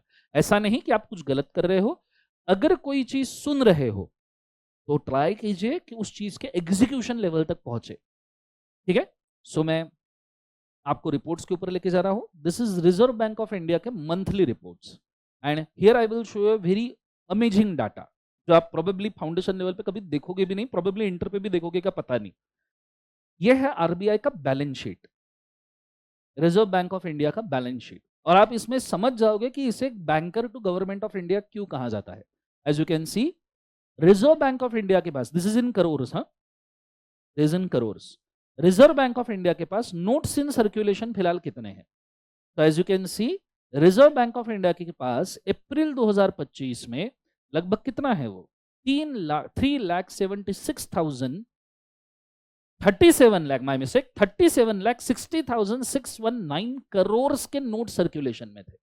एंड फिर उसके बाद में अगर आप देखोगे तो that is notes held in the banking department, कि सारे बैंक्स ने मिलकर कितने नोट्स होल्ड करके रखे हैं, बैंकिंग डिपार्टमेंट्स ने, बैंक्स ने नहीं। बैंकिंग डिपार्टमेंट मतलब आरबीआई के अलग अलग डिपार्टमेंट ने कितने नोट्स होल्ड करके रखे होंगे, तो 14 करोड़ के नोट्स इन्होंने होल्ड करके रखे। Then you go for RBI के पास गोल्ड रिजर्व कितना है, तो as you can see there is 2,55,167 crore का गोल्ड रिजर्व है रिजर्व बैंक ऑफ इंडिया के पास। फॉरेन सिक्योरिटीज में आरबीआई का इन्वेस्टमेंट कितना है? क्यों फॉरेन सिक्योरिटीज इंपॉर्टेंट है, आई विल टेल यू। आपने सुना होगा इंडिया सारा का सारा गोल्ड खुद के आरबीआई के पास इंडिया में नहीं रखता, ये फॉरेन यूरोप वगैरह के जो कस्टोडियंस होते हैं उनके पास रखता है, क्योंकि उसके ऊपर रिटर्न भी चाहिए होता है ना, गोल्ड रख के क्या फायदा, उसके ऊपर कुछ तो चाहिए। तो आरबीआई वर्ल्ड बैंक या यूरोप में जो अच्छे बैंक है जो गोल्ड के ऊपर इंटरेस्ट देते हैं, वहां पे खुद का गोल्ड ये रखता है, गिरवी नहीं, डिपॉजिट रखता है, जिसके ऊपर आरबीआई भी इनकम कमाता है, which is good for India. तो ऐसा हमारा फॉरेन सिक्योरिटीज 35,05,174 करोड़ का फॉरेन सिक्योरिटीज है। ये फॉरेन सिक्योरिटीज के खिलाफ पूरा का पूरा गोल्ड अश्योर्ड है। Is it very clear? बीच में आपने प्रोबेबली 3 महीने पहले सुना होगा कि इंडिया में लगभग 3-4 लाख करोड़ का गोल्ड वापस लाया जा रहा है because of these all warfare activities. ठीक है, वो 3-4 लाख का गोल्ड वापस लाया, इसलिए अभी हमारे पास में 2,55,167 करोड़ का गोल्ड रिजर्व दिख रहा है, नहीं तो ये नॉर्मली डिप्लेटेड फॉर्म में रहता है। ठीक है, अगला वाला रूपी कॉइन्स, इंडिया में अभी कॉइन्स कितने सर्कुलेशन में है आरबीआई के पास? तो 292 करोड़ के कॉइन्स है, जिसके अंदर आपका 1 rupee coin, 2 rupee coin, 5 rupee coin, 10 rupees coin, 20 rupees का कॉइन भी रिलीज हुआ है, ये सारे के सारे आते हैं। Government of India rupee securities छोड़ दीजिए, नीचे लाइबिलिटीज के अंदर डिपॉजिट्स, सेंट्रल गवर्नमेंट के कितने डिपॉजिट है, market stabilization scheme, market stabilization मतलब इन्फ्लेशन कंट्रोल करने के लिए कितना उनको रिजर्व रखना पड़ता है, प्रोविजन कितना बना के रखना पड़ता है, वो स्टेट गवर्नमेंट के सिक्योरिटीज, शेड्यूल कमर्शियल बैंक के securities, schedule cooperative bank. If you have heard, there is a concept called CRR, the cash reserve ratio. Is it very clear?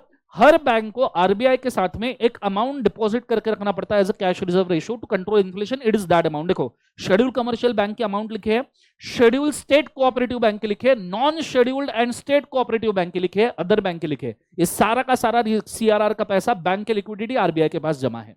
Is it very clear? नीचे other financial institution outside India, कितना liability RBI hold करता है? That is 99,000 crore के आसपास का। Then there is total assets liabilities, further assets को bifurcation दिया है, नोट्स एंड कॉइन्स कितने हैं, then there is a balance held abroad, बाहर के देशों में आरबीआई का कितना बैलेंस है, इट इज मतलब अमाउंट देखिए आप, वो 14,88,168 करोड़ की करेंसी हमारी सिर्फ फॉरेन एक्सचेंज के फॉर्म में बाहर पड़ी है। फिर शेड्यूल बैंक, एग्जिम बैंक, सारे बैंक्स की कितनी करेंसी हमने बाहर रखी है या लोन एडवांसेस के फॉर्म में दी है, उसका data. This actually shows yes it is a banker to a government. Is it very clear, yes और नो? ये है रिजर्व बैंक ऑफ इंडिया। इतना ही नहीं, आपके सारे बैंक्स नेशनलाइज, कितने नेशनलाइज बैंक्स है इंडिया में? There are 19 nationalise bank. Indira Gandhi के राज में 3 अच्छी चीजें हुई थी। सबसे पहली, हमने फॉरेन एक्सचेंज के लॉज चेंज किए थे, दूसरा हमने परमाणु परीक्षण किए थे, और तीसरा इंदिरा गांधी के राज में जो हुआ था that is nationalisation of banks. Indira Gandhi के राज में 1973 में 14 बैंक्स नेशनलाइज हुए थे। 1994 में हमने फर्दर 6 बैंक्स नेशनलाइज किए, जिसमें एचडीएफसी और आईसीआईसीआई जो आज के डेट के सबसे बड़े प्राइवेट सेक्टर बैंक है, उनको नेशनलाइजेशन 1994 में मिला था। सर ये तो टोटल 20 हुए।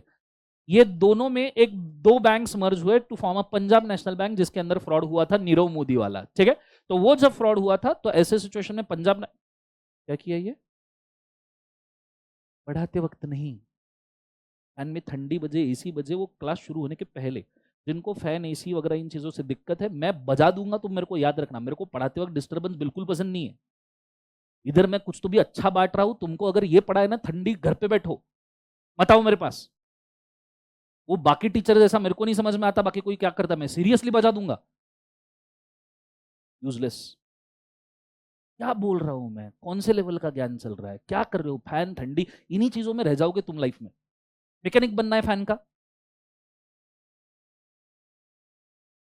थोड़ी ठंडी तुम सह नहीं सकते, तुम जिंदगी का प्रॉब्लम क्या सहोगे बे?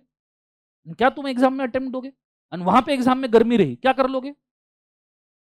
नहीं नहीं सर, पहले एसी चलाओ फिर पेपर लिखूंगा। क्या कैसे हो सकता है, मेरे को समझ में नहीं आता। Totally hopeless. Next time you do a thing like this, a very shitty thing like this, you will be out of the class permanently. Trust me. ठीक है, मेरे को नहीं फर्क पड़ता, फिर आप पेरेंट्स को बुलाओ, नेता को बुलाओ, किसी को भी बुलाओ, डजंट मैटर, मैं क्लास छोड़ के चला जाऊंगा, दैट्स इट। मैं यहां 1 घंटे का लेक्चर देने के लिए घर पे 1.25 घंटा सोच के आता हूं मेरे को क्या क्या बोलना है। My time, your time, both are very important. Don't use this for shitty things like this. जो चल रहा है, जैसा चल रहा है, तुमने देखा होगा, मैं यहां पे बैठ गया, बैठने के पहले जो सेटिंग करना है मैं कर लूं। अब ये फैन जब से मेरे को तकलीफ दे रहा है क्योंकि हाई स्पीड पे चल रहा है, मेरे माइक में भी उसका साउंड आ रहा है, but I know that this is more important. इधर से एसी से मेरे को ठंडी बज रही है क्योंकि आज मैंने सूट नहीं पहना। But do you felt like I am bothered by these things when I started teaching? The focus is a key. और जब लिख रहे हो तो करो ना ये चीजें। जब चार्ट कॉपी कर रहे थे तो क्या मजाक चल रहा था जीवन में? I am very sorry, it is a girl और boy, I doesn't matter for me actually, it's simple as that. मैं बजा दूंगा, ठीक है? वुमन इक्वालिटी सी है ना, ये है, इट्स सिंपल एज दैट। सबकी बजाऊंगा, मेरे को नहीं फर्क पड़ता, इट्स सिंपल एज दैट। ठीक है, तुम पढ़ने के लिए आए हो, तुम्हारे एक फालतू पर्सन की वजह से मैं बाकी लोगों का डिस्टर्बेंस क्रिएट कर सकता। वो शांति से सुन रहे, उनको सुनने दो। तुमको करना है जो चीजें बाहर जाके करो, मेरे को कोई प्रॉब्लम नहीं है। Out of this radius, game over. Is it very clear? Am I very clear with this? ठीक है, next time you do anything like this, you will be out of the class permanently. I underline 3 times, you will be out of the class. मेरे lecture में तो minimum नहीं बैठ सकते, बाकी किसी से पढ़ना है पढ़ लो, इट्स सिंपल एज दैट। अब वो पूरा बिल्टअप मेरे को वापस लेके आना है। कहां था मैं? हाँ, पंजाब नेशनल बैंक। सो 20 बैंक्स 1994 में रिकॉग्नाइज थे, उसमें से 2 मर्ज होकर पंजाब नेशनल बैंक बना। तो हमारे पास अभी 19 नेशनलाइज बैंक्स है। 19 में से सबसे प्राइवेट सेक्टर में टॉप पे आती है, दैट इज कौन? एचडीएफसी। सेकंड इज वाले वाले बार ICICI. Is it very clear? Biggest bank of India is SBI. If you don't know, तुम आगे जाके फ्यूचर में ऑडिट करने वाले हो as a chartered accountant. India में सबसे ज्यादा ऑडिट फीस भी एसबीआई ही पे करता है, क्योंकि इतने सारे ब्रांचेस है। If I am not wrong, मेरा जहां तक ज्ञान है, मैं गलत नहीं हूं, 15-16 हजार तो मिनिमम ब्रांचेस एसबीआई के होंगे जो अच्छा बिजनेस करते होंगे। गली कुचो मोहल्ले के तो मैंने गिने भी नहीं। Is it very clear? Yes और नो? सो इन सब के लिए लगता है अच्छा खासा fees. So yes, RBI is banker to India but by this manner. Nationalise banks को कंट्रोल करना, कोऑपरेटिव बैंक्स को कंट्रोल करना, शेड्यूल कमर्शियल बैंक्स को कंट्रोल करना और इनके लिए सारे के लिए सर्कुलर्स देना, that we actually called as a banker to India. Is it very clear? Banker to the government. So नीचे लिखेगा आरबीआई के अंदर point number 1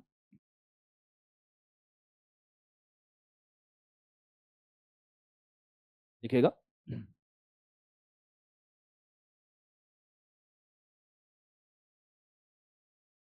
It is a central bank. It is a central bank and a regulatory body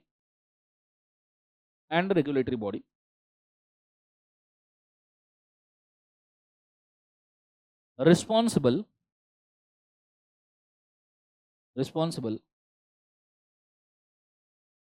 for regulation of Indian banking system. Responsible for regulation of Indian banking system.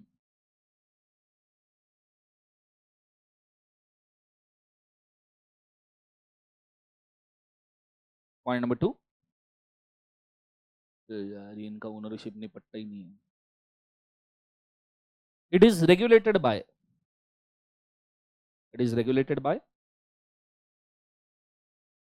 Ministry of Finance.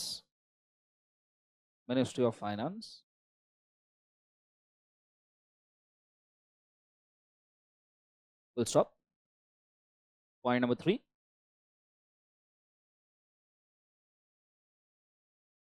Sentence पढ़ो. It is responsible to control issue and maintaining the supply of Indian rupee.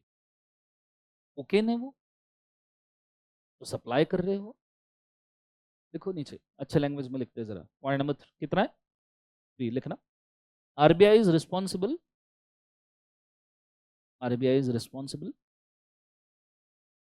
For printing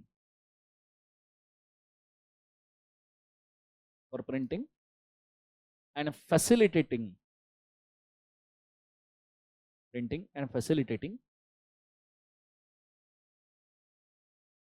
the currency notes and currency coins. Printing and facilitating the currency notes and currency coins.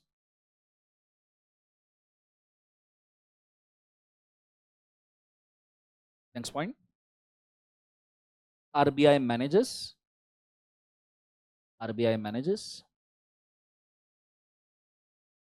country's main payment system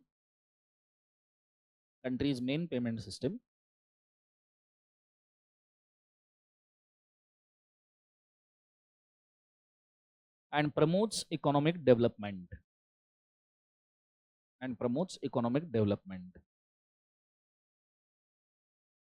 जैसे आपने बीच में एक case सुना होगा, Paytm का case सुना है। Paytm ने बीच में एक काम कर दिया था, कांडी कर दिया था। पेटीएम अभी आपने देखा होगा, पेटीएम टॉपअप लेता है। टॉपअप मतलब कि हर महीने टू महीने पेटीएम खुद के अंदर 2-5 हज़ार रुपए एडअप करवा लेता है आपके डेली एक्सपेंसेस के हिसाब से। ये छोटे मोटे 10-20-50 रुपए के एक्सपेंसेस है तो पेटीएम के 5,000 रुपए वो डिपॉजिट करवा लेगा, पे करेगा। पेटीएम ने लिमिट बढ़ा के बीच में 50,000, 1 लाख, 1.5 लाख कर दी थी कि आप पेटीएम में डिपॉजिट करो 1 lakh, 1.5 lakh. It is as good as saving account. फिर तुम्हारे एचडीएफसी के ऑनलाइन अकाउंट और पेटीएम के अकाउंट में क्या फर्क है? अगर तुम उसमें 1 लाख डिपॉजिट करके रख रहे हो तो बोलो हाँ या ना। तो आरबीआई को जब ये नजर आया तो आरबीआई ने पेटीएम के ऊपर बैन लगा दिया था। उस वक्त पेटीएम का शेयर बहुत जोर से गिरा था, ठीक है, क्योंकि एक्चुअली पेटीएम बैंकिंग वे को स्किप करके खुद के पास लोगों के डिपॉजिट रेज करना शुरू किया था। और आरबीआई को इससे दिक्कत है। आरबीआई सारे के सारे सेविंग, फिक्स डिपॉजिट सारों को आरबीआई रेगुलेट करता है। Are you guys understanding? Yes और नो? ऐसा कोई भी पर्सन उठा के डिपॉजिट नहीं ले सकता unless and until it is a banking company. Is it very clear? नीचे लिखेगा the Bharatiya reserve bank note Mudran. The Bharatiya reserve bank note Mudran. Bharatiya reserve bank note Mudran board के ऊपर नाम है, ब्रैकेट में बीआरबीएनएम, ब्रैकेट में BRBNM is a specialised division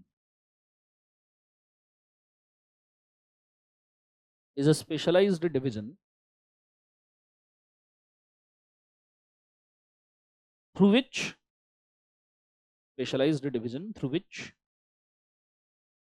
it prints and mints It prints and mints the Indian currency. The Indian currency. Having two printing houses. Having two printing houses. Point number A. कहाँ कहाँ है? नासिक में है और दूसरा Dewas Madhya Pradesh. So point number A Nashik. Point number B Dewas.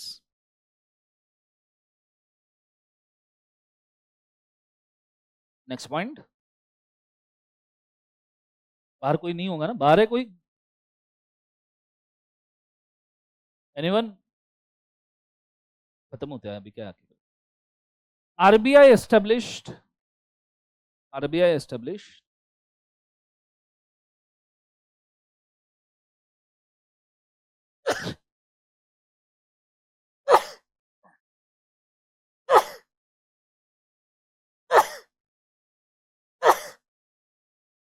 sorry. Okay. ठीक हो, don't worry, it's natural with me. तो आई तो एकदम 5 से 6 के आती है. So RBI established a national payment corporation. RBI established a national payment corporation, a specialized division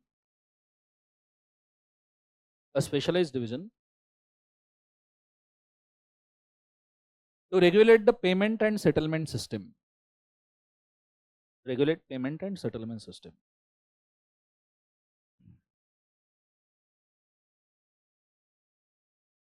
Full stop. आपको पता है बैंक में जो सेविंग डिपॉजिट है या एफडी है उसका भी इंश्योरेंस हो सकता है. मतलब आपने किसी बैंक में एफडी किया और तुमको डर लग रहा है बैंक डूब जाएगी, तो आप वो डिपॉजिट का भी इंश्योरेंस निकाल सकते हो. बैंक में डिपॉजिट सेफ नहीं है तो फिर कहाँ है जिंदगी में? तो ठीक है, उसका डिपॉजिट आरबीआई आपको देता है. The name of the institution is deposit insurance and credit guarantee corporation, जो ये इंश्योर करता है कि अगर आपने डिपॉजिट का इंश्योरेंस निकाला है तो आपको उतना पैसा कंफर्म मिलेगा अगर आपकी बैंक डूबती है तो, या कोई फ्रॉड होता है तो नीचे लिखना. RBI has a specialized division. RBI has a specialized division which works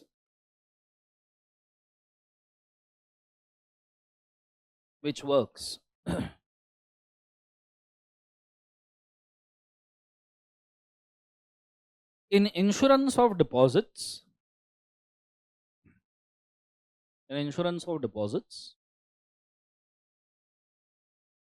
And credits.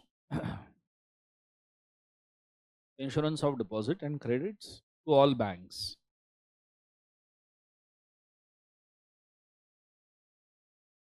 Named as deposit insurance